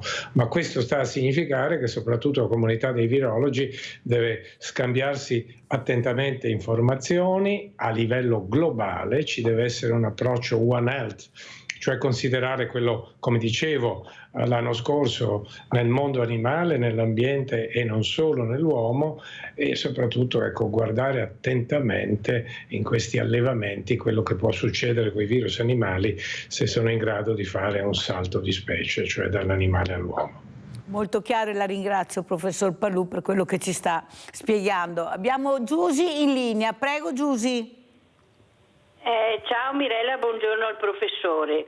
Allora Mirella, prima il dottor Benazzi ha detto che adesso non si deve più mettere la mascherina, che non serve più. Ma io specialmente dentro gli ospedali, dentro a questi centri commerciali che la gente viaggia avanti e indietro, che non sanno neanche di averla, ho degli amici che mi hanno detto: guarda, mi è venuta la febbre, ha detto, e un po' di mal di gola e qua e là. Ho detto: vai a farti un tampone? Ma no, ma adesso è un po' di influenza e prendo una medicina che mi passa. Guarda che 2 miei amici, mi hanno detto che anche loro avevano un po' di febbre, o poca o tanta, avevano freddo, si è misurata e si sono fatti il tampone e allora l'hanno presa il Covid. Allora lei mi ha detto: ma io non vado a farmelo, è l'influenza, come c'è in giro così. Però tu mi hai messo la pulce nell'orecchio, sono andata in farmacia, ho preso quella e siamo tutti e 2 positivi. Allora vedi, non si può dire così, basta mettere sulla mascherina, perché dentro i centri commerciali, Mirella e professore, c'è gente che viaggia che non sa neanche di averlo. Magari c'è un po' di raffreddore o qualcosa. Ci sei spiegata molto bene, devo chiudere Giusy perché purtroppo sono in ritardo questa mattina. Professore, fare prevenzione è fondamentale, ecco, stare attenti, come ha detto lei, si può sempre fare ed è obbligo a mio avviso. Prego. Allora, gli ultimi dati della settimana che finisce il 28 di giugno, quindi l'ultima settimana di giugno, dimostrano che c'è effettivamente un aumento dei casi, 2.500 casi di Covid-19 accertati, un più 20% sulla settimana precedente, un lieve aumento anche dei ricoveri ospedalieri, ce n'è uno soltanto in terapia intensiva, quindi diciamo la verità, il Covid oggi è endemico, ma lo è da tanto tempo ormai, da più di un anno. Quello che causa è una sintomatologia lieve, stiamo attenti però nei soggetti immunodepressi e negli anziani. Premunirsi va bene, direi che però parlare oggi di lockdown e di mascherina a tutta la popolazione, soprattutto, dimentichiamo quello che abbiamo imparato. Abbiamo imparato per esempio che il confinamento, quindi l'isolamento, la mascherina, soprattutto per i bambini più piccoli, impedisce a questi bambini di allenare il loro sistema immunitario nei confronti delle infezioni virali. Oggi circolano non solo il Covid, come dicevo, e nei numeri che ho appena citato, ma circolano pneumovirus, il virus respiratorio sinciciale, i 4 virus parainfluenzali, il metapneumovirus, altri virus che danno sindromi respiratorie, come il virus respiratorio sinciciale appena citato, gli adenovirus, gli enterovirus e anche gli altri 4 coronavirus del raffreddore, oltre ai rinovirus del raffreddore. Ecco, quindi è importante la diagnosi. Quando si sospetta un caso si hanno dei sintomi e la diagnosi è virologica, quindi il tampone. Ecco, però quando abbiamo accertato questa infezione, cosa possiamo dire? Beh, possiamo dire, l'ho accennato, che il virus sta mutando, il vaccino e l'esposizione naturale ci protegge dalla malattia, ci protegge dall'infezione in maniera parziale, 50-60%, e questa cala nel tempo, come avviene per il vaccino influenzale, che ha bisogno ogni anno di essere aggiornato, ma ho già citato che adesso a fine anno avremo i vaccini aggiornati anche per il SARS-CoV-2. Ecco, è prudente usare la mascherina se uno lo ritiene, soprattutto negli ambienti affollati come fa la signora. Abbiamo visto i cinesi, prima ancora di questa pandemia, i giapponesi, ecco, lo fanno abitudinalmente, però ecco, diciamo, oggi siamo fuori da questa pandemia, non di meno, ecco, la diagnosi è importante, soprattutto se viviamo in ambienti quando abbiamo in casa delle persone anziane o gracili, quindi è bene usare ancora le cautele. Luisa da Verona, vai Luisa. Buongiorno Mirella e buongiorno al suo ospite. Ho sentito poco fa il professore parlare di vaccino per il virus sinciciale. Allora, siccome questo qua noi l'abbiamo sempre solo sentito parlare nei bambini piccoli, allora mia nuora proprio 2 giorni fa è andata al distretto per fare il primo vaccino alla bambina, il primo, e le hanno appunto detto che c'è questo vaccino nuovo e che praticamente gliel'hanno fatto. Volevo capire, perché a lei mi ha detto che l'infermiera che ha fatto i vaccini ha detto che comunque copre il pneumococco, il sinciciale, delle polmoniti. Allora è a largo spettro sui neonati e dovrà venire fatto sempre, come ho appena sentito, oppure farai richiami come gli altri vaccini e dopo i neonati sono praticamente protetti? Grazie, buongiorno. Prego professor Palù, rispondiamo a Luisa da Verona. Non è un vaccino a largo spettro, è molto specifico e molto efficace, basta una sola dose, non protegge dallo pneumococco. Per lo pneumococco c'è un altro vaccino che va, ovviamente è suggerito per i soggetti anziani e che consiglio di fare, ma è un vaccino che si fa in unica dose ed è giusto farlo adesso, direi. Io inviterei anche i telespettatori, soprattutto i soggetti anziani, si parla chi ha compiuto già 75 anni, di farlo, perché la memoria immunitaria l'abbiamo tutti avuto probabilmente nella nostra infanzia, ma la memoria immunitaria si perde come per altri agenti da infezione. Professor Palù, io ho avuto ospite tra le tante eccellenze che ho come lei anche il professor Garattini, è venuto ospite diverse volte.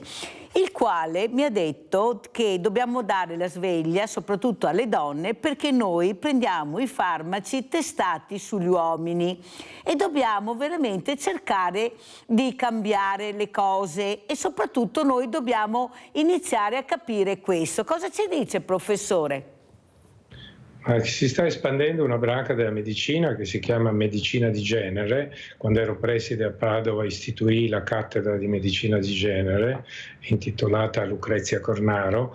È verissimo quello che dice il professor Garattini: la maggior parte degli studi di farmacologia, quindi che testano l'efficacia e la sicurezza dei farmaci, vengono attuati su persone intanto adulte, poco sui bambini, e soprattutto di sesso maschile. Il motivo è semplice: perché le donne mensilmente, quelle più giovani, vanno incontro a un ciclo mestruale, quindi ecco, si sono in parte risparmiate. Ecco, questa tendenza sta fortunatamente cambiando, e quindi sappiamo benissimo che non solo il sistema immunitario, ma il sistema endocrino, che ha riflessi come il sistema immunitario, come il microbioma, cioè i microbi che abbiamo nel nostro intestino, nei nostri tessuti che coabitano con noi, sono in grado di modificare funzioni del cuore, del fegato, e questo è in dipendenza proprio del sesso.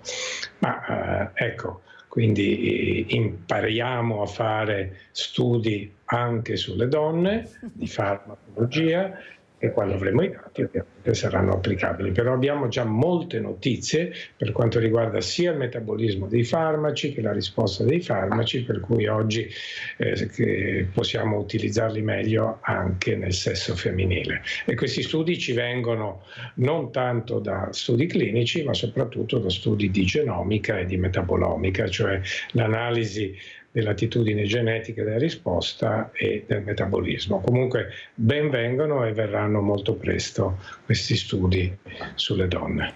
Però quello che traspare, professor Palù, è che siamo rimaste molto male. Io avevo diverse ospiti, anche sindache, avvocati, quella mattina, avvocatesse, e nessuno sapeva niente.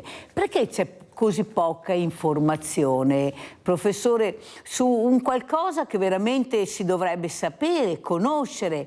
Lei dice fortunatamente si sta cambiando anche il modo di gestire questa importante cosa che lei ha detto, ma io me l'ha detta il professor Garattini, è stato qua 3-4 volte, ogni volta mi diceva continui la battaglia, glielo dica quando ha illustri ospiti, anche che gliel'ho detto io, per forza lo dico, perché sennò queste eccellenze mi dicono: ma chi le ha detto questa cosa? Però tutti quanti erano un po' imbarazzati, ecco, quando io ponevo questa domanda. Perché non si è saputo, proprio a parte gli addetti ai lavori, noi abbiamo diritto di sapere cosa prendiamo. Professor Palù. Ma un medico aggiornato alcune cose dovrebbe già saperle, cioè dal rischio diverso di cardiopatia ischemica, per esempio, tra il sesso maschile e il sesso femminile, di diabete, di ipertensione, malattie cardiovascolari e metaboliche. Quindi ecco, sapere meglio come approcciare il paziente per quanto riguarda le terapie specifiche. Quindi questa è una conoscenza che insomma andrà approfondita, ma si tratta di divulgazione scientifica. Io dico spesso: il problema è culturale.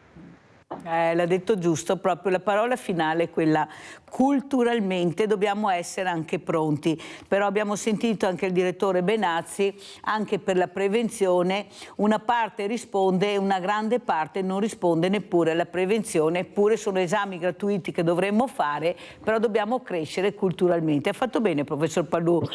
Si pensi, per quanto riguarda le donne, che esiste un vaccino che può prevenire il cancro, uno dei cancri che una volta era molto frequente, è del collo dell'utero. Andrebbero vaccinate tutte le dodicenni. Quindi avere un vaccino che previene non solo un'infezione virale, ma anche un virus che causa il cancro nella donna è fondamentale. E quindi ecco, consideriamo e consigliamo anche questa particolare vaccinazione, soprattutto, mi permetta di dirlo, ecco, che è una vaccinazione universale, perché deve riguardare anche i maschietti, perché come per la rosolia, altramente se si protegge solo un genere ci può essere una trasmissione poi a ping pong. Quindi Importante ricordare che abbiamo vaccini che prevengono il cancro. Uno è anche quello contro il virus dell'epatite B, che è una vaccinazione obbligatoria, ma anche il papillomavirus dovrebbe rientrare in questa categoria di vaccini. Previene uno dei cancri più frequenti nelle donne. Abbiamo Maria da Bovolenta. Ciao Maria. Ciao Mirella e un buongiorno al grandissimo professore che è universale. Ecco, professore, io non so se posso avere un consiglio da lei. Io è di più di un mese che vado avanti con le caviglie gonfie e dopo ho preso un po' di spavento perché mi ha cominciato con i liquidi che mi veniva fuori dai pori delle gambe. Ho telefonato alla mia dottoressa, mi ha detto di andare subito, immediatamente in ambulatorio e sono andata e ho detto che è circolazione un po' di sangue, non lo so, insomma. E mi ha ordinato delle fiale da prendere dopo mangiato, che ho qui sotto mano, Microfebel. E dopo, per una settimana ho preso queste. E non è che mi abbiano fatto tanto, un po' meno. E mi ha ordinato delle pastigliette che si chiamano Vessel sull'Obledeikes. Ecco, e l'ho finita ieri sera, che è quasi un mese che vado, però le caviglie, dottore, professore, sono sempre gonfie, non vedo un risultato, anzi dirò che è un periodo che mi fa anche prurito. Avevo pensato che non vorrei che fosse una cosa dermatologa. Cosa dice lei, professore? Vorrei una risposta, un consiglio, che cosa devo fare. Adesso devo andare dalla mia dottoressa fra pochi giorni per vedere come va. Cosa mi consiglia, professore? Grazie, la saluto, è un grandissimo... Maria, hai visto che il professore ha guardato il soffitto? Povero questo professor Palù questa mattina, quei problemi che abbiamo, quei medici che ha Maria. Ecco, chiede al professore, perché sa, questa figura, vede professor Palù, ecco, la vostra figura è fondamentale, perché loro si fidano, hanno piacere, ecco, siccome è difficile anche arrivare a voi, quando ci siete per loro è come vedessero Gesù e la Madonna. Prego, professor Palù. Allora, io rispondo dicendo che non sono un tutologo, mi sono occupato nella vita di cancro, di malattie infettive e di virus, quindi direi che la signora deve rivolgersi al suo medico. Ovviamente quei sintomi che mi ha descritto il primo farmaco, un farmaco che agisce sulla circolazione, il secondo non ho neanche colto il nome, però ecco, deve rivolgersi al suo medico. Il gonfiore agli arti inferiori può essere dovuto a tantissime cose, quindi prima bisogna escludere che ci siano problemi di varici venose, di stasi linfatica, di malattie cardiovascolari, di insufficienza renale, eccetera. Una volta accertato questo, ecco, quindi sta al medico che segue e quindi vada dal suo medico, si faccia fare una diagnosi. Come abbiamo detto, l'uso del tampone è fondamentale per fare una diagnosi virologica. Quindi, ecco, vedo risposta a Maria, allora la risposta, perché so che poi il professore ci deve anche lasciare, io l'ho invitata per capire l'importanza, e che se lei ce lo vuole spiegare, professore, cosa non facile, la differenza tra virus e batteri, perché ultimamente mi chiamano dicendo: io non ho capito niente, mio marito, mio figlio, mia suocera ha preso un virus in ospedale, ma come si possono prendere i virus in ospedale, mentre in realtà è un batterio? Ci vuole spiegare, professore, perché la gente è preoccupata, ma come in sala operatoria ha preso un virus e invece è un batterio? Ecco anche la differenza tra virus e batteri. Prego, professor Palù. Guardi, sa, questa è una cosa che si spiega già alle scuole medie, nei primi corsi di biologia, poi alle scuole superiori, insomma, quindi, però ecco, molto semplicemente il virus è un microbo, è più piccolo di un batterio, da 10 volte a più volte più piccolo, ci sono virus piccolissimi.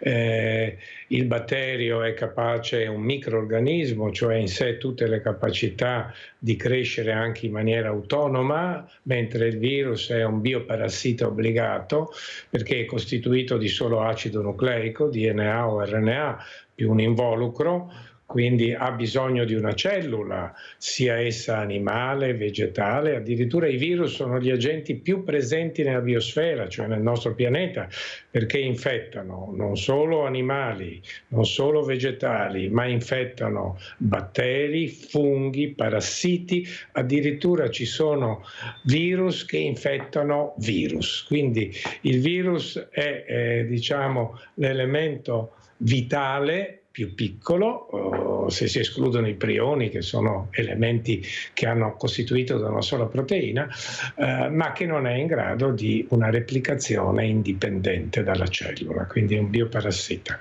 È chiaro che il virus non ha vita libera e quindi diversamente dai batteri che si possono trovare nel suolo, in circolazione nell'aria, il virus se c'è nell'aria persiste perché è collegato a secrezioni e a cellule e quindi ecco queste cose le insegnano ormai anche gli studenti, comunque io le dico molto volentieri, quindi i virus non solo causano malattie infettive, ma come ho detto prima sono anche responsabili di circa un 20% dei tumori umani. Ne ho citati alcuni, prima quelli al fegato, quelli all'utero, ci sono leucemie e linfomi causati dai virus, quindi alcuni virus costituiscono un 20% del nostro genoma, quindi si sono evoluti con noi e sono importantissimi ancora oggi da studiare, e quello che io dicevo agli studenti: affacciatevi alla virologia perché è una disciplina che ci ha insegnato tante cose a livello anche di biologia evoluzionistica e capire come la nostra specie si è evoluta.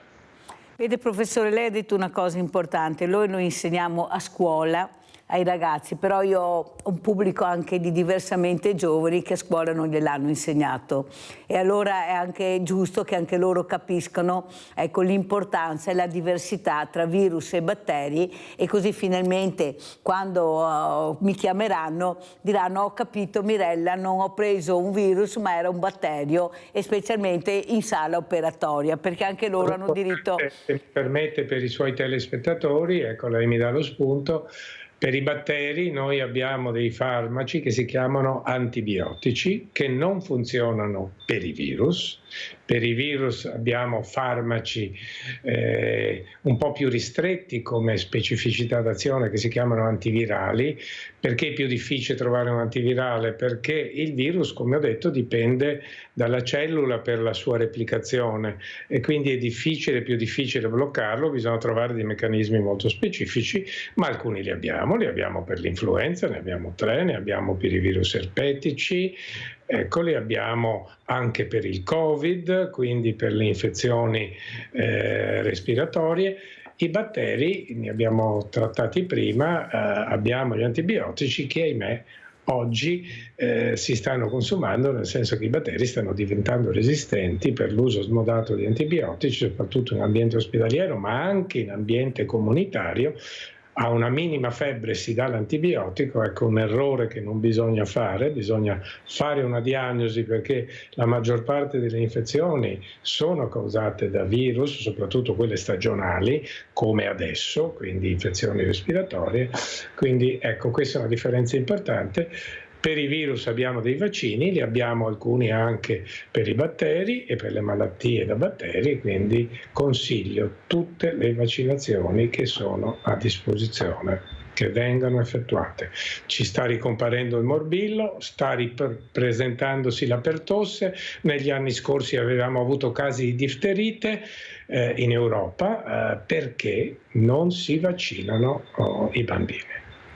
Io la ringrazio di essere stato con noi, professor Giorgio Palù, veramente grazie. Abbiamo sempre qualcosa da imparare, qualcosa da conoscere e soprattutto anche con la semplicità con la quale ci spiegano questi addetti ai lavori importanti l'importanza delle vaccinazioni. Grazie veramente professor Palù di essere stato con noi e buon lavoro veramente, grazie. Grazie a lei e buongiorno a lei e ai telespettatori. Grazie. Allora io adesso saluto invece Mauro Dal Ziglio, presidente ATA Ater Treviso. Grazie Presidente di essere qui con Mirella per capire anche lei la passione di trovare soluzioni. Abbiamo sentito la passione del dottor Benazzi, di Mariano Morbin del FIDAS, abbiamo sentito la passione del professor Giorgio Palù. La sua passione qual è? Costruire tanti appartamenti per le giovani coppie. Andiamo a vedere questo servizio e poi sentiamo cosa ci dice appunto Mauro Dal Ziglio, che ce la sta veramente mettendo tutta. Andiamo a sentire.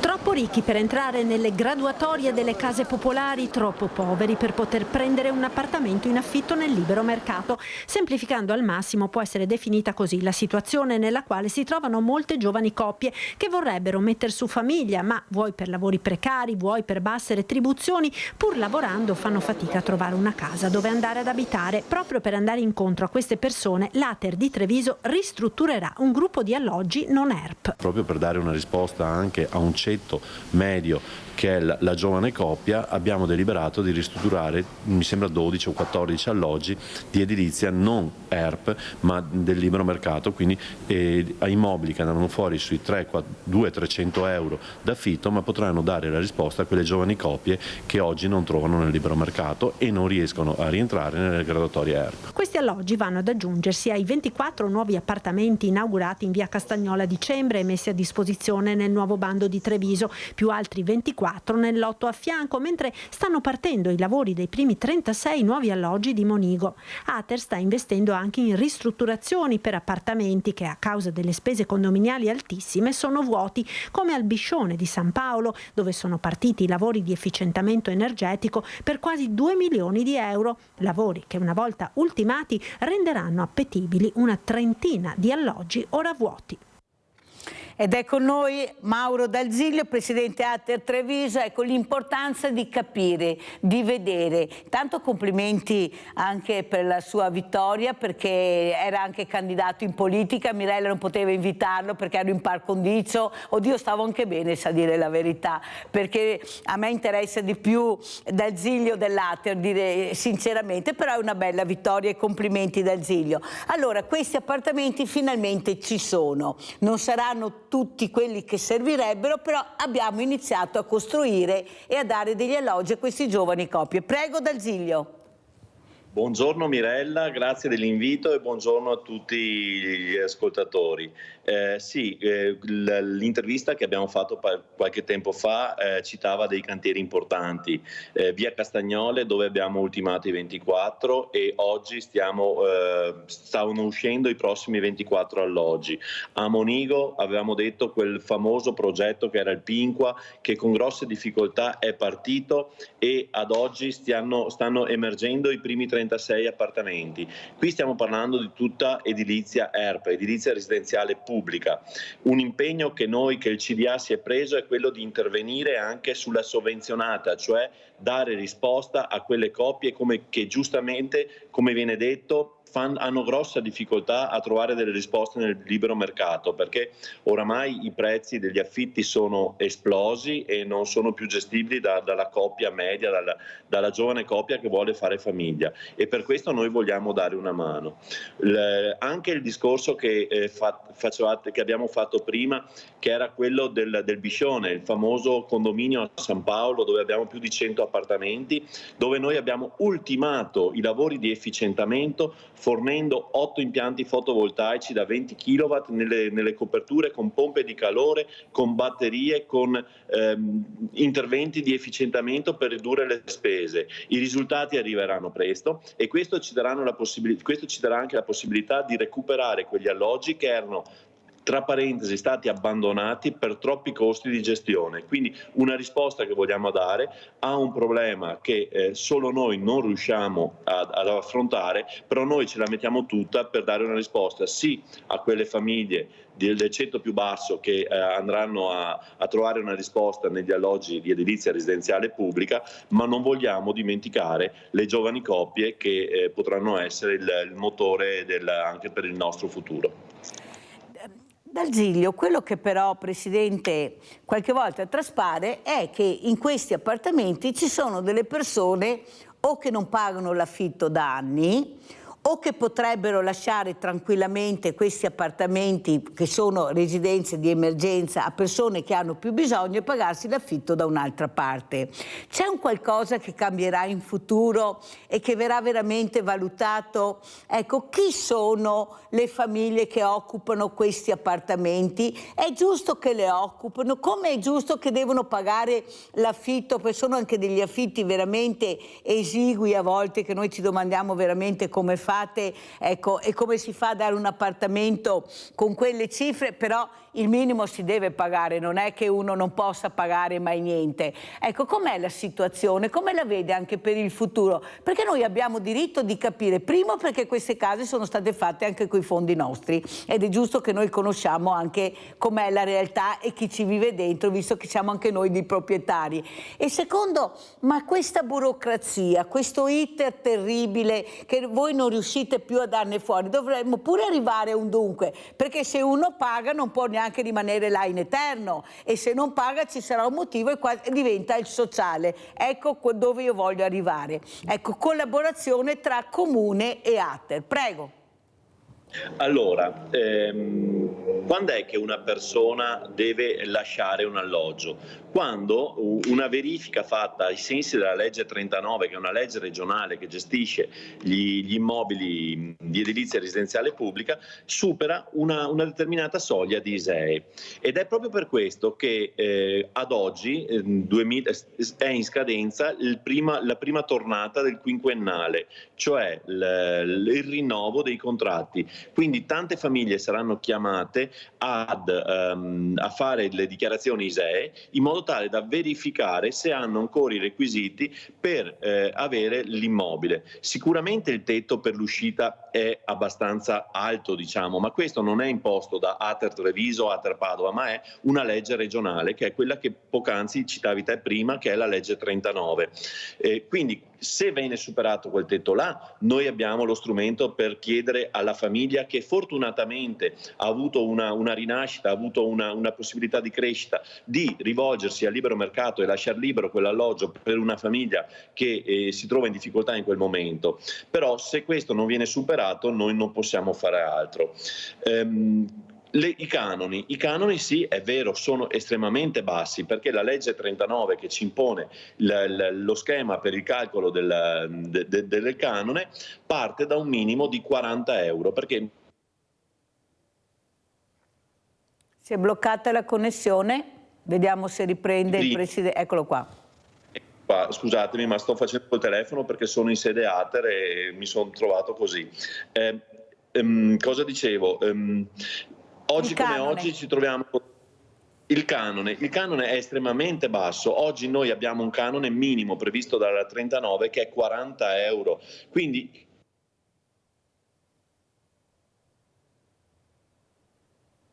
ce l'hanno con me, che un nucleo familiare non possa avere la possibilità dei 40 euro per garantirsi un tetto sulla testa. Quindi dobbiamo trasmettere ai nostri utenti che prima di tutto va salvaguardato il tetto per loro, per la loro famiglia. Quindi questo piccolo obolo dei 40 euro, perché non mi vengano a dire che hanno canoni troppo alti, perché i canoni vengono calcolati a seconda dell'ISEE, quindi la legge lo prevede. Se uno non ha possibilità, il suo canone è 40 euro. Non può essere i 40 euro che non portano a una procedura di sfratto. Procedure di sfratto che oggi sono difficilissime, sono costosissime per noi, perché noi arriviamo al sesto, settimo, ottava uscita con l'ufficiale giudiziario, troviamo tante volte persone con minori dove dobbiamo chiedere l'intervento dei servizi sociali. Ripeto, noi siamo un ente strumentale della Regione, siamo chiamati a dare degli immobili, però noi non abbiamo un capitolo sociale, sebbene, come ho detto ripetutamente, penso che facciamo tanto sociale, perché quando noi nella nostra voce di capitoli di bilancio ci troviamo a sostenere delle spese per morosità molto importanti, penso che questa sia computabile, paragonata a una spesa di bilancio sociale. Questi fondi del PNRR con dei progetti che riguardano il PNR vi ha aiutato, Presidente D'Agiglio? Certo che sì, Mirella, perché Ater Treviso ha avuto, siamo stati bravetti, e devo ringraziare tutto il personale di Ater, perché in proporzione al numero degli alloggi rispetto alle Ater venete, Ater Treviso è quella che ha goduto in maniera più importante di quelli che erano i fondi PNRR. Noi abbiamo avuto fondi per più di 11 milioni e mezzo, fondi che ci hanno permesso di intervenire su 7 alloggi, 2 in Treviso e altri nella provincia che noi andiamo a gestire. Qui siamo andati ad efficientare, cioè cercare di ridurre quelle che sono le spese di gestione degli alloggi, quindi siamo andati a fare cappotti, siamo andati a fare serramenti, siamo andati a fare caldaie e impianti di energia rinnovabile. Questo, ripeto, per andare incontro agli utenti che si vedranno sicuramente nei prossimi anni una riduzione importante di quella che è la spesa di gestione dell'immobile. Quindi per noi è stato sicuramente una cosa importantissima, e la cosa che voglio dire che come previsto dalla legge noi abbiamo pressoché chiuso tutti i lavori del PNRR. E questo penso sia veramente una notizia molto importante che Mauro D'Azeglio, presidente Ater Treviso, sta dando questa mattina, però il problema è che c'è una richiesta di alloggi molto importante e soprattutto c'è anche una burocrazia che mette troppi paletti, e questo dovremmo superare, anche perché sennò non andiamo fuori risposte esigue rispetto alle domande. Ma questo vale per le RSA, vale per tutto. Lei è un politico da tempo, secondo lei dove è stata sbagliata la programmazione anche in questo? Perché noi abbiamo una popolazione che diventa sempre diversamente giovane, con patologie, su appartamenti che non riescono più a gestire perché magari non hanno l'ascensore, non riescono più a uscire di casa, hanno appartamenti grandi che potrebbero servire ad altre realtà familiari e loro magari un appartamento più piccolo, però in Italia diventa tutto difficile. Non sarebbe il caso anche di alleggerire? Cosa dice, Presidente, visto le liste d'attesa che ci sono? Cioè, chi dobbiamo dirla sta roba perché qualcuno la capisca, Presidente, che lei la sta urlando da tempo ormai, forse anche delle volte facendo più squadra anche col sociale, lo dico io questo. Prego, Presidente. Allora, Mirella, hai toccato dei punti fondamentali. Allora, vorrei mettere in chiaro, l'abbiamo detto, però vorrei ripeterlo. Quando noi ci troviamo con degli alloggi occupati perché il nucleo familiare è variato, perché ci sono state delle entrate o delle uscite per decessi o perché qualcuno ha preso altre strade, una famiglia si trova un piccolo nucleo con un appartamento più grande. Noi abbiamo grossissime difficoltà a rientrare quell'alloggio, perché in primis non spetta a noi ma spetta ai comuni, perché i comuni ci daranno l'indicazione di fare delle mobilità, quindi spostare la gente. Ma per farlo noi dobbiamo dare a quell'utenza un alloggio che è perfettamente regolare, cioè deve avere le certificazioni di impianti elettrici, di idraulici, deve avere le certificazioni delle finestre, di tutto quello che è.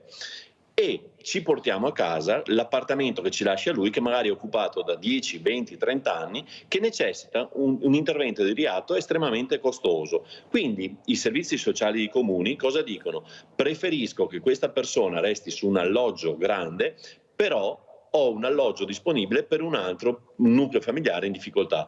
In poche parole è una piccola guerra dei poveri, perché cerchiamo di dare risposta sacrificando chi ha già qualcosa a pagare magari qualcosa di più per la gestione di un alloggio più grande.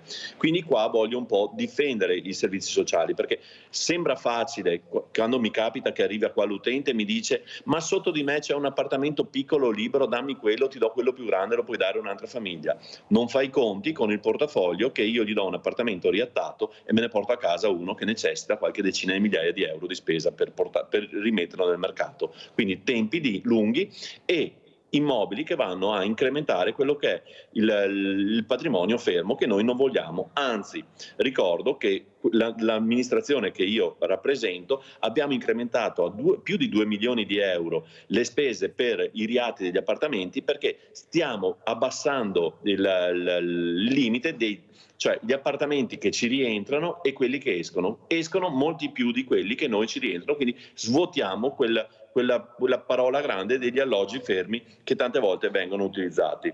Però te mi hai chiesto anche un'altra cosa: cosa può fare la politica? La politica, secondo me, in questi anni non ha avuto un occhio di riguardo per l'edilizia residenziale pubblica. Ricordiamo che l'ultimo piano di edilizia residenziale pubblica, torna agli anni 50, era il piano, la legge Fanfani. Non è più stato fatto nulla per l'edilizia. Ater Treviso non prende nessun finanziamento se non quello che siamo riusciti ad avere dall'Europa, quindi il PNRR, PNC, il PINQUA. Però dallo Stato, dalla Regione, noi non prendiamo assolutamente nulla, perché viviamo esclusivamente di risorse proprie. E come dicevi te poc'anzi, visto che gli utenti di edilizia residenziale pubblica si stanno spostando pressoché tutti nel limite dei 40 euro, potete capire facilmente che non è facile con introiti di questo tipo pensare di riattare o di costruire cose nuove. Quindi noi siamo alla continua ricerca di aiuti da quello che è possibile. Come dicevo prima, con il PNRR ci siamo tuffati a capofitto e ci siamo riusciti. Oggi con il SISUS, sempre con la Comunità Europea, stiamo lavorando per riatti di alloggi e stiamo partendo sulle 3 macro aree di Treviso, Conegliano e di Castelfranco, proprio per dare risposta. Però la politica è stata sorda, la politica italiana è stata sorda su quelli che sono le necessità della gente, e ribadisco, è da anni che lo Stato centrale non finanzia un centesimo per l'edilizia residenziale pubblica. Vede, Presidente D'Arzilio, io sono molto preoccupata, perché prima ho avuto il dottor Francesco Benazzi e lui anche sulla sanità ha detto: se siamo arrivati a questo perché c'è una politica ventennale che non ha dato risposte. Noi abbiamo sempre pagato i medici poco, sempre, da 20 anni, forse dobbiamo rivedere le cose. Lei sta dicendo ancora la politica non ha dato risposte per quello che riguarda l'emergenza casa, non ha investito, ha citato Fanfani, pensate quanti anni sono passati, però risposte ancora non le abbiamo, e questo è molto preoccupante. Lei fa parte di un partito che è anche al governo da tanti anni. Io penso che qualcosa deve arrivare, perché siamo una popolazione che ha sempre pagato. Siamo brava gente, Presidente, gente che si è sempre rimboccata le maniche, e noi ci troviamo ad avere anziani che vengono al banco alimentare a fare la spesa. Io devo chiamarle per delle emergenze, perché veramente fanno rabbrividire e bisogna dare delle risposte. Io penso che sarebbe utile che la politica si rimboccasse le maniche e di fare invece tante piste da bobo, ponti di Messina, desse più risposte immediate a quella che è la realtà del nostro territorio e alla sua fragilità. Come ci saluta, Presidente? Ma allora, scusami Mirella, però vorrei ringraziarti per un passaggio che hai fatto prima, dove hai citato che a Quinto, dove io ho fatto il sindaco dal 2009 al 2019 e siedo i banchi del Consiglio Comunale da parecchi anni, siamo stati rieletti, quindi ti ringrazio per l'augurio che mi hai fatto, e in maniera orgogliosa, dopo tanti anni di amministrazione, e dove penso che la politica romana viva grazie a noi amministratori locali che ci mettiamo la faccia, ci mettiamo la parola, sono ancora orgogliosamente il più votato di tutto il comune, quindi questo è un mio piccolo orgoglio, una mia piccola stellina che mi appendo, e ne sono estremamente orgoglioso, e voglio ringraziare tutti i cittadini che mi hanno ancora voluto e mi hanno sostenuto. Vede, chi semina vento raccoglie tempesta, chi semina bene raccoglie i voti, questa è la verità, perché qui c'è veramente la preferenza della persona. Grazie a Mauro D'Arzilio, Presidente Ater Treviso, consigliere comunale a Quinto di Treviso, ce l'ha fatta, il più votato ancora, perciò meglio di così. Buona giornata, Presidente, e pensi a noi e alle fragilità. Grazie. Ci sono sul pezzo, grazie a tutti quanti. Grazie. Ciao. Pubblicità.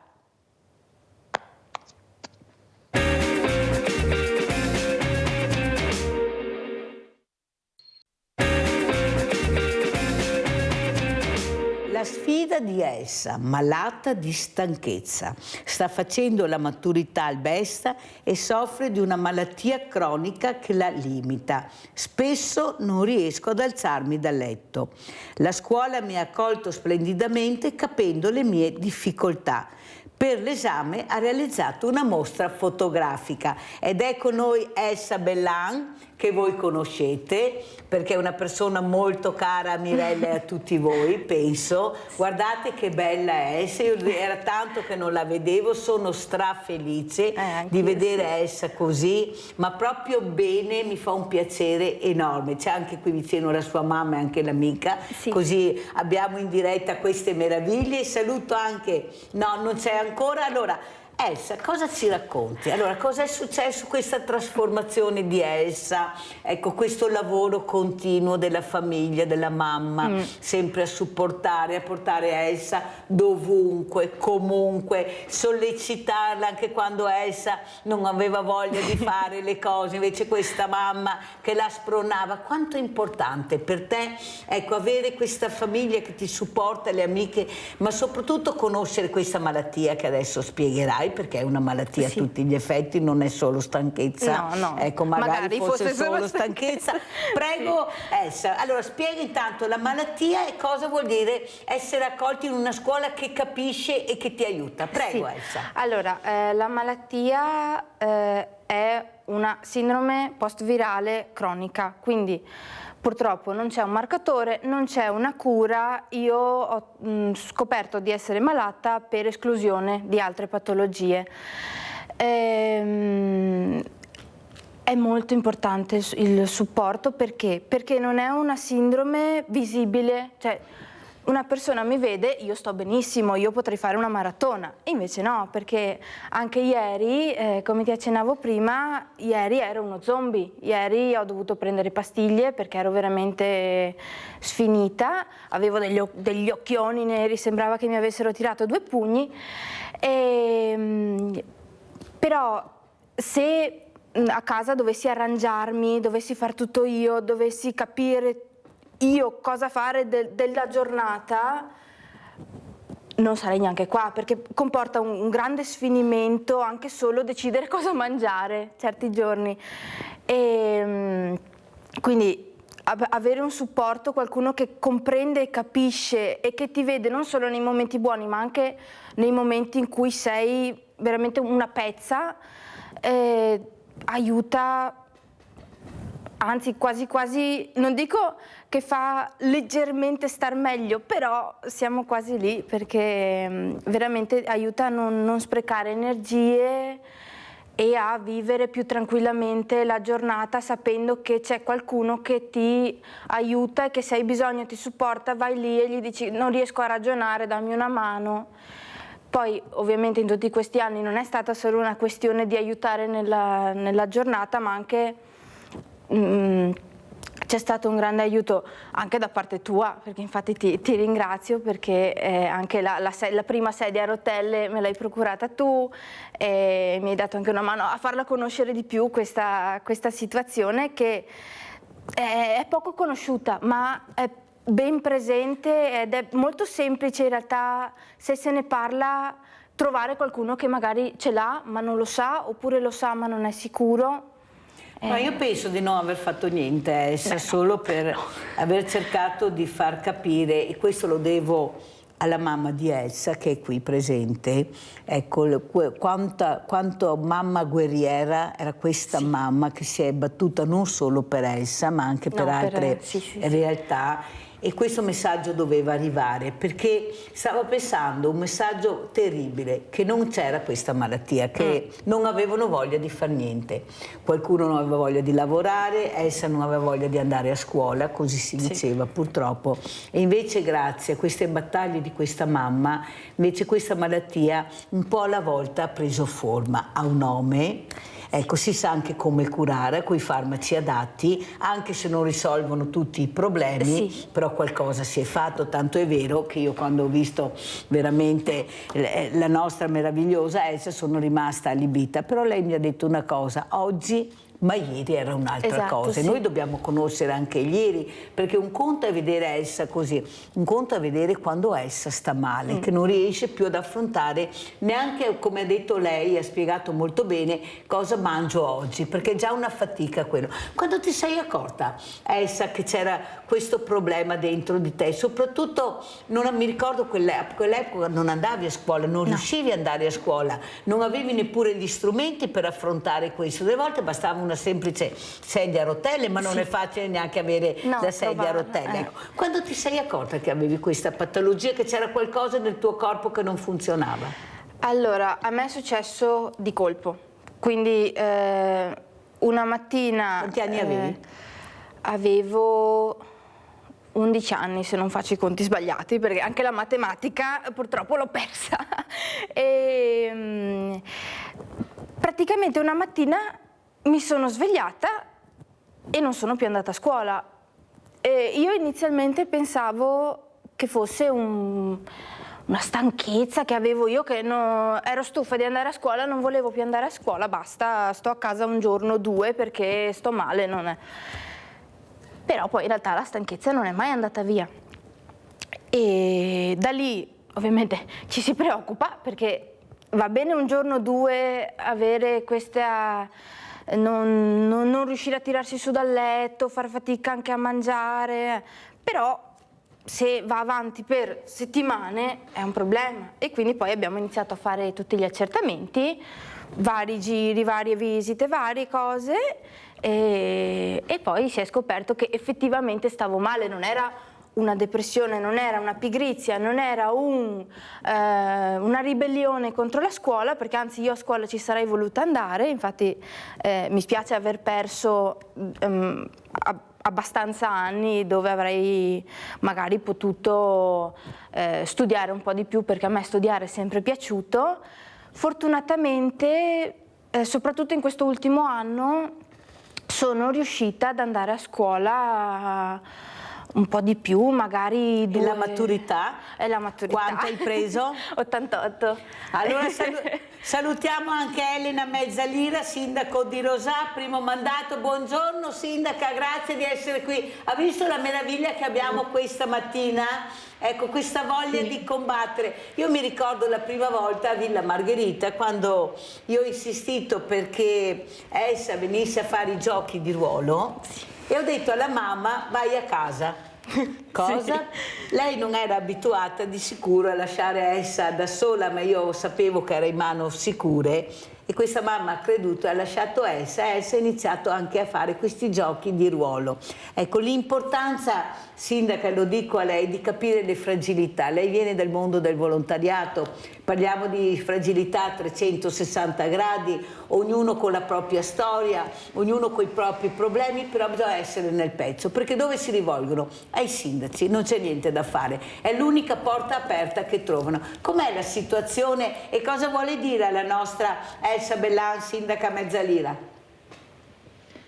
Che sta dando un bellissimo messaggio di coraggio e anche di forza, tipico in particolare delle donne, riscontro, però è davvero un bel messaggio di coraggio. Ovviamente serve prendersi del tempo, è un percorso, credo, quello che ha affrontato, però riesce a trasmettere un messaggio molto positivo verso i propri coetanei, perché i ragazzi, in particolar modo adesso gli adolescenti, hanno dei momenti di sconforto e rischiano molto spesso l'isolamento, e quindi con determinati progetti cerchiamo un po' di evitare che questo accada, e soprattutto di dare loro sostegno nel momento in cui ne hanno più bisogno. Molto spesso non parlano, quindi non parlano nemmeno con i genitori a casa, e quindi poi è importante perlomeno che dal punto di vista sociale ci siano delle opportunità che permettano loro di esprimersi, e quindi di far capire qual è il motivo del loro malessere. Sindaca Mezzalira, parliamo proprio di sociale, di solidarietà, è un momento molto particolare, vediamo tanti ragazzini, anche se a mio avviso non sono tantissimi, ma però hanno una visibilità che va oltre quello che dovrebbe essere dato, a mio avviso, con questi esempi negativi. Mentre io sono convinta che abbiamo tanti esempi positivi. Il problema è che non riusciamo ad averli nel mondo del volontariato. Prima parlavo con Mariano Morbin, presidente FIDAS di Vicenza. Ecco, proprio dobbiamo cercare che questi ragazzi arrivino al mondo del volontariato e dell'associazionismo. Con la sola lezioncina in classe non li intrighiamo più di tanto, anzi ci stanno annoiando, li stiamo anche perdendo, perché loro vogliono emozioni forte, vogliono essere protagonisti. Io è da anni, forse sono 3 anni, che dico che forse dobbiamo iniziare a fare questi centri estivi con loro. Ecco, non centri estivi a pagamento, proprio centri estivi, naturalmente con qualche educatore perché ci vuole, ma accompagnati come si faceva una volta, i più grandi che aiutano a crescere i più piccoli, anche nei giochi, anche con i giochi di ruolo che sono fondamentali anche per le fragilità. Perché si fa così fatica? Abbiamo relegato proprio il centro estivo a un costo, a un qualcosa che poi tutte le famiglie non riescono ad avere, non sempre i sindaci danno risposta. Forse non è il caso di cambiare un po' registro e di vedere come intrigare invece questi ragazzi quando finiscono la scuola. Pensiamo ad esempio ad agosto si chiude tutto, centro estivo, qualsiasi cosa, chi non va in vacanza dove va? Vuoi imbriagarmi e vuoi fare casino in piazza. Questo è quello che succede a molti ragazzi. Prego, sindaca. È vero, il tema dei centri estivi è un tema molto caldo, anche perché per i genitori molto spesso sono una soluzione che permette loro di occupare i figli in sicurezza nel momento in cui finisce la scuola. Nel nostro caso, nel nostro territorio, c'è una molteplicità di offerta, nel senso che ci sono tanti tipi di centri estivi diversi, però direi che i ragazzi non è solo attraverso i centri estivi che possono provare ad impegnarsi con la comunità. Per esempio adesso noi abbiamo un iperversare di sagre, voglio dire luglio è un mese particolarmente ricco e propositivo, e vedo che anche le frazioni o comunque le sagre più piccole riescono a coinvolgere i più piccoli già nel servizio. C'è una sagra in particolare, quella di San Pietro, che è la prima, quella che appunto è in concomitanza con il patrono di San Pietro, e a fine giugno, che per esempio proprio riesce a coinvolgere parecchi ragazzini anche piccoli, e questa è un'esperienza molto bella per loro. Noi come amministrazione, per esempio, il sabato dei mesi di luglio cerchiamo con Cittadini si cresce di cercare di far avvicinare con attività legate all'educazione civica i ragazzini alle associazioni, anche alle associazioni combattentistiche che loro molto spesso non conoscono, e riusciamo ad avere una buona adesione, quindi un certo successo, perché anche far conoscere loro cosa hanno fatto nel periodo della leva, cosa continuano a fare adesso in termini di volontariato, i tanti alpini, fanti e non solo, la protezione civile è importante, perché dobbiamo avvicinarli già a questa età, perché poi quando avranno modo di scegliere con la maggiore età potranno davvero farlo, altrimenti poi li perdiamo e se ne andranno. Allora, è stata finalmente, dico io non so neanche perché quando una cosa funziona la tolgono in Italia, l'educazione civica nelle scuole. Avevano tolto anche quella, pensate cosa avevano combinato. Ma non è il caso di fare educazione civica uguale servizio civile, cioè cercare anche di stimolare questi ragazzi, perché non si vive di sola didattica, si vive anche di qualcos'altro, di valori che li stiamo perdendo. Non tutti, perché ripeto, abbiamo degli esempi meravigliosi di giovani che sono molto di più di quelli negativi, però quello che passa è questo modo di spiegare le cose. Non ha voglia di far niente, è un drogato, è un buono a nulla. Non può passare questo messaggio, perché non è vero. Basta vedere le risposte che hanno dato proprio nel servizio civile, almeno qui da noi nel territorio, i numeri, e non erano neppure pronti, perché non pensavo che arrivassero questi numeri, ma conoscono i nostri giovani. Ecco, forse anche voi siete quella che potete dare, sindaco, perché è molto importante. Lei viene dal mondo del volontariato, dobbiamo in qualche maniera intrigarli. Vogliono emozioni forti, perfetto, ne diamo quante vogliono di emozioni forti. Prego, sindaca. Sì, è vero, bisogna cercare di avvicinare i ragazzi con il modo giusto, ma soprattutto di fargli vivere la comunità, il territorio, le varie associazioni, cosa che non riescono a fare all'interno della scuola, a meno che la scuola non si apra, non riesca ad accogliere, ma molto spesso in termini di didattica non ha il tempo materiale. Il periodo estivo è un'occasione particolarmente ghiotta per questo, perché i ragazzi hanno del tempo libero abbiamo le giornate lunghe ed è giusto impegnarli anche in attività, per esempio, di cura del bene comune. Da noi, non solo a Rosà, in tutto il territorio bassanese, non solo, perché davvero adesso è molto esteso, c'è un progetto che si chiama Rosact, o ci sta a fare fatica fatica, che riesce a coinvolgere i ragazzi in gruppi da 10-12 ragazzi guidati da un esperto che è una persona anziana e con un tutor, con la presenza di un tutor, li aiuta a prendersi a cura di quelle che sono le strutture scolastiche, le strutture sportive, che molto le piste ciclabili, quindi in parchi, le aree verdi, quindi a prendersi cura delle staccionate oppure dando il colore alle mura, pulendo, e quindi questo modo per capire anche l'importanza di mantenere determinati spazi che poi sono gli stessi spazi che loro vivono e dove fanno attività durante tutto l'anno. Allora, è un modo molto io vorrei che devo correre, sindaca, perché purtroppo il tempo è tiranno, vola in questa trasmissione. L'importanza del gioco per le fragilità. Ecco, io sono veramente contenta di aver inserito i giochi di ruolo che possono essere svolti da tutti i ragazzi, perché puoi stare seduta, tranquilla, rilassarti. Quanto è importante è stare con i coetanei, giocare in compagnia per una persona fragile con delle patologie. Elsa, cosa vuoi dire? Beh, intanto non per forza coetanei, nel senso che anche io dove vado a giocare di ruolo non sono coetanei, però ci si trova bene, non si fa fatica a connettersi, a capirsi insieme, perché è il gioco che collega tutto, non è la persona, non è il diverso stile di vita. In quel momento lì tu arrivi, ti siedi e interpreti un personaggio, interpreti qualcun altro, un'altra vita e giochi insieme a queste persone. Qual è il personaggio che ti piace più interpretare, Elsa? Ah beh, bella domanda. Ho scoperto che ce ne sono tantissimi. Ma quello che ti piace di più qual è?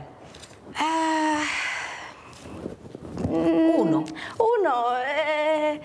Beh, l'ultima volta ho fatto una piratessa, ecco. È stato interessante perché allora sei questa piratessa che ha una nave e che comandi un'intera nave e porti a spasso gli altri giocatori sulla nave, quindi è stimolante. Sì, ti immagini un'altra. E poi è importante perché per chi non riesce a fare sport, quindi non riesce a integrarsi tramite le associazioni sportive e avere amici tramite lì, deve trovare un altro modo per svagarsi, e purtroppo di solito i modi per collegare i giovani, per farli divertire, sono tramite il movimento fisico, lo sport. O comunque attività che richiedono parecchio impegno, mentre qui hai la libertà di andare, stare lì con calma, anche magari staccarti dal tavolo se hai bisogno, perché la loggia degli realisti, l'associazione dove vado, è inclusiva proprio nel fatto che se uno non ha modo e all'ultimo ha bisogno di staccarsi, senza nessun problema, si stacca, torna la volta dopo, il suo personaggio nel mentre sta a raccogliere fiori e intanto però ti senti comunque in una comunità, perché conosci le persone al tavolo, conosci gli altri tavoli e quindi ti senti incluso, ti senti, insomma, Avresti mai pensato, da quando è venuta a trovarti la Mirella a casa, seduta su quel divano, me lo ricordo benissimo, non era questa Elsa che io ho conosciuto, era una Elsa diversa, e questa Elsa che vediamo è merito di tutta questa squadra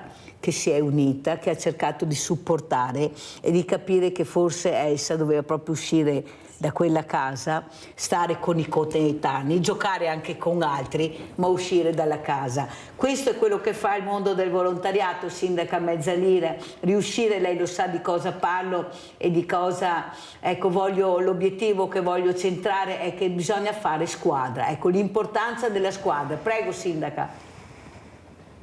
Sì, è vero, perché è attraverso i volontari che molto spesso riescono a fare molto di più, perché usano un rapporto personale, riescono a dare reale sostegno alle persone in base alle loro difficoltà. Molto spesso anche noi, allora il comune, l'ente locale è un po' burocrate, si sa, l'ente pubblico, e soprattutto con i propri tecnici non riesce a dare servizi, ma non riesce a toccare determinate leve con le persone, e in questo invece sono molto bravi, sono fondamentali i volontari, perché con una rete di volontariato viva si tiene viva un'intera comunità e soprattutto si riesce a creare inclusione anche con chi ha delle difficoltà, che possono essere semplicemente delle difficoltà anche temporanee e che poi possono trovare uno sfogo grazie alla vicinanza di alcune persone. Quindi queste persone, questi volontari che sono così impegnati nel sociale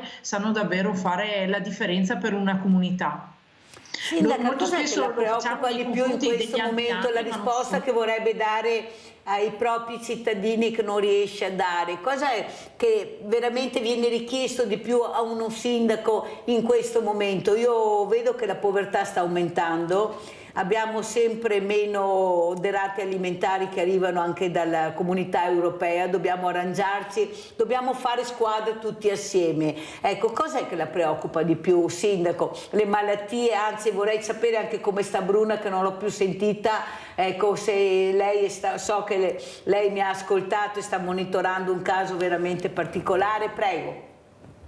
Allora, in realtà, riallacciandomi a quello che è stato detto in precedenza, quello che mi preoccupa di più non è tanto una povertà di tipo economico, perché comunque il nostro tessuto in qualche modo permette di sopperire, di individuare, perché è una povertà che in parte conosciamo di più, però una povertà più di tipo sociale, legata all'isolamento, a difficoltà che una persona ha interiormente e che deve fare emergere per trovare sostegno nella propria comunità. L'isolamento, in particolare noi ci siamo attivati da anni con riferimento alle persone più anziane, perché lì appunto l'isolamento nasce anche dal fatto che non hanno una rete familiare vicina, che hanno comunque dei problemi legati alla salute e quindi fragilità molto concrete. Ma in questo momento quello che sta emergendo è tanto l'isolamento dei più giovani. Quindi bisogna fare emergere, cercare di far emergere queste difficoltà dei più giovani, perché poi si radicano, non riusciamo più a recuperare la persona, che non riesce più a trovare il proprio ruolo all'interno della società, non solo in termini lavorativi ma proprio come persona, intendo. E nella fase delle superiori, nella fase adolescenziale, in cui tendono anche a spostarsi rispetto al proprio comune di riferimento, facciamo un po' più fatica ad agganciarli e a capire insomma cosa sta succedendo. Noi stiamo lavorando molto sia sugli anziani ma anche sui minori. Con riferimento alla signora Bruna, purtroppo noi la stiamo monitorando, le condizioni di salute stanno peggiorando, quindi in quel caso lì dovremo intervenire con dei servizi ulteriori, pensare a qualcosa di diverso rispetto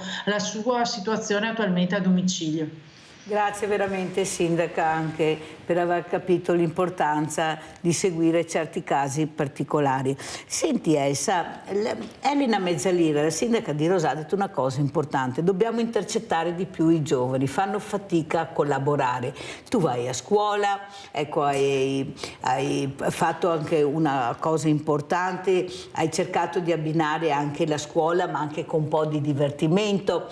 Cos'è che secondo te manca per agganciare i giovani anche nel mondo del volontariato? Perché facciamo così fatica ad arrivare a voi? Direi che allora, intanto la maggior parte dei giovani non sembra più che sappia cosa vuol dire vivere una vita sana, nel senso, per loro il divertimento ultimamente sembra essere fare disastri, non tutti, perché sto parlando di quella parte che non si riesce ad agganciare, perché la parte che si riesce. Esatto.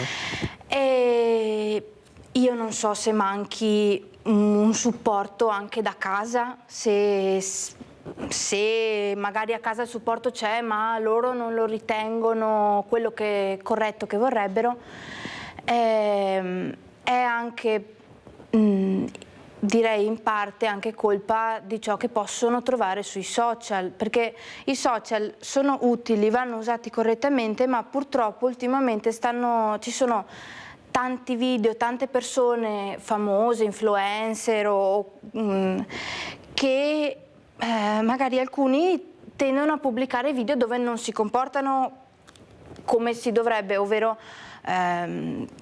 ci sono dei video dove vedi degli atti di bullismo che vengono trattati come scherzi, come bighellonate, che non è corretto, e purtroppo temo che quei giovani che non si riescono a integrare, intercettare, seguano solo questi tipi di comportamenti perché li ritengono corretti, magari non conoscono qualcuno che possa fare da filtro nel dire guarda che forse è meglio.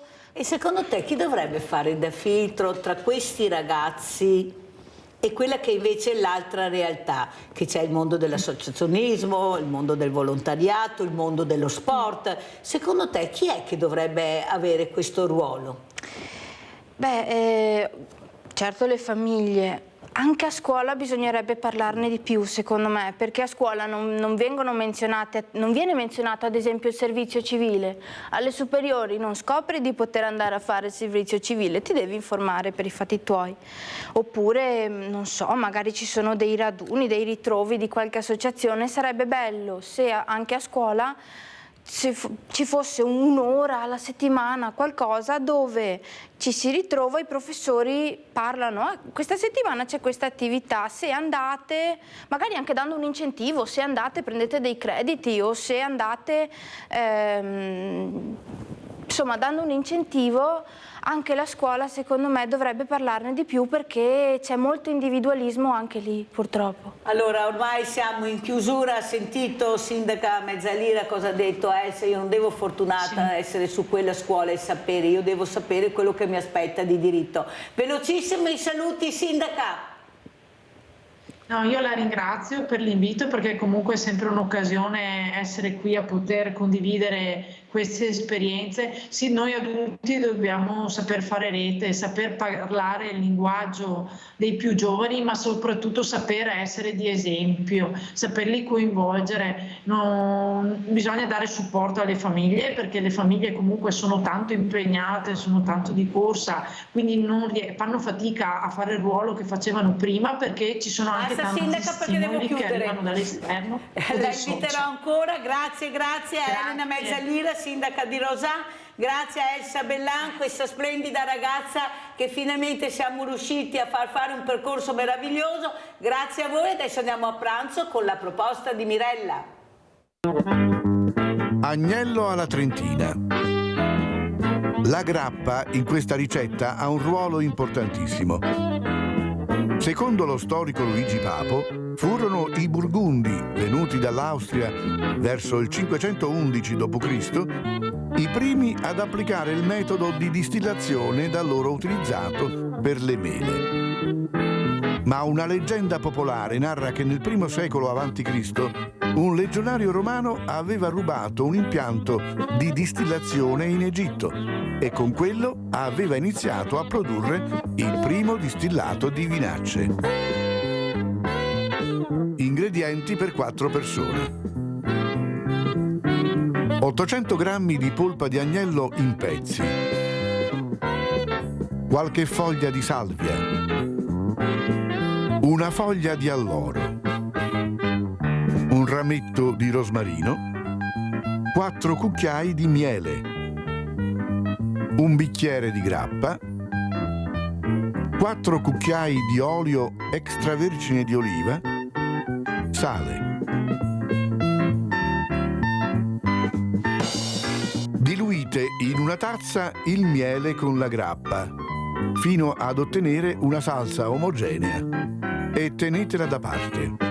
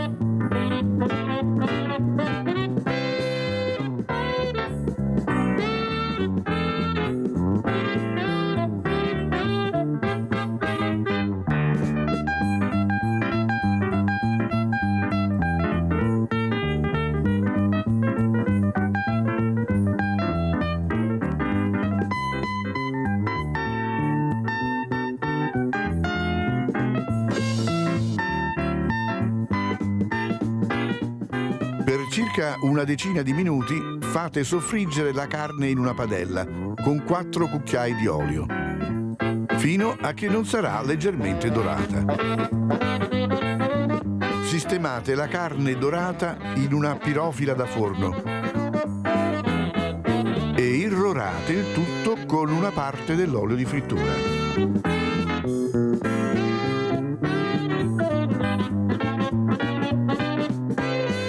Unite le erbe aromatiche, salvia, alloro, rosmarino. Mettete a cuocere nel forno caldo a 200 gradi per circa un'ora. Mescolate di tanto in tanto. A metà cottura versate sulla carne la salsa di miele grappa. Regolate di sale.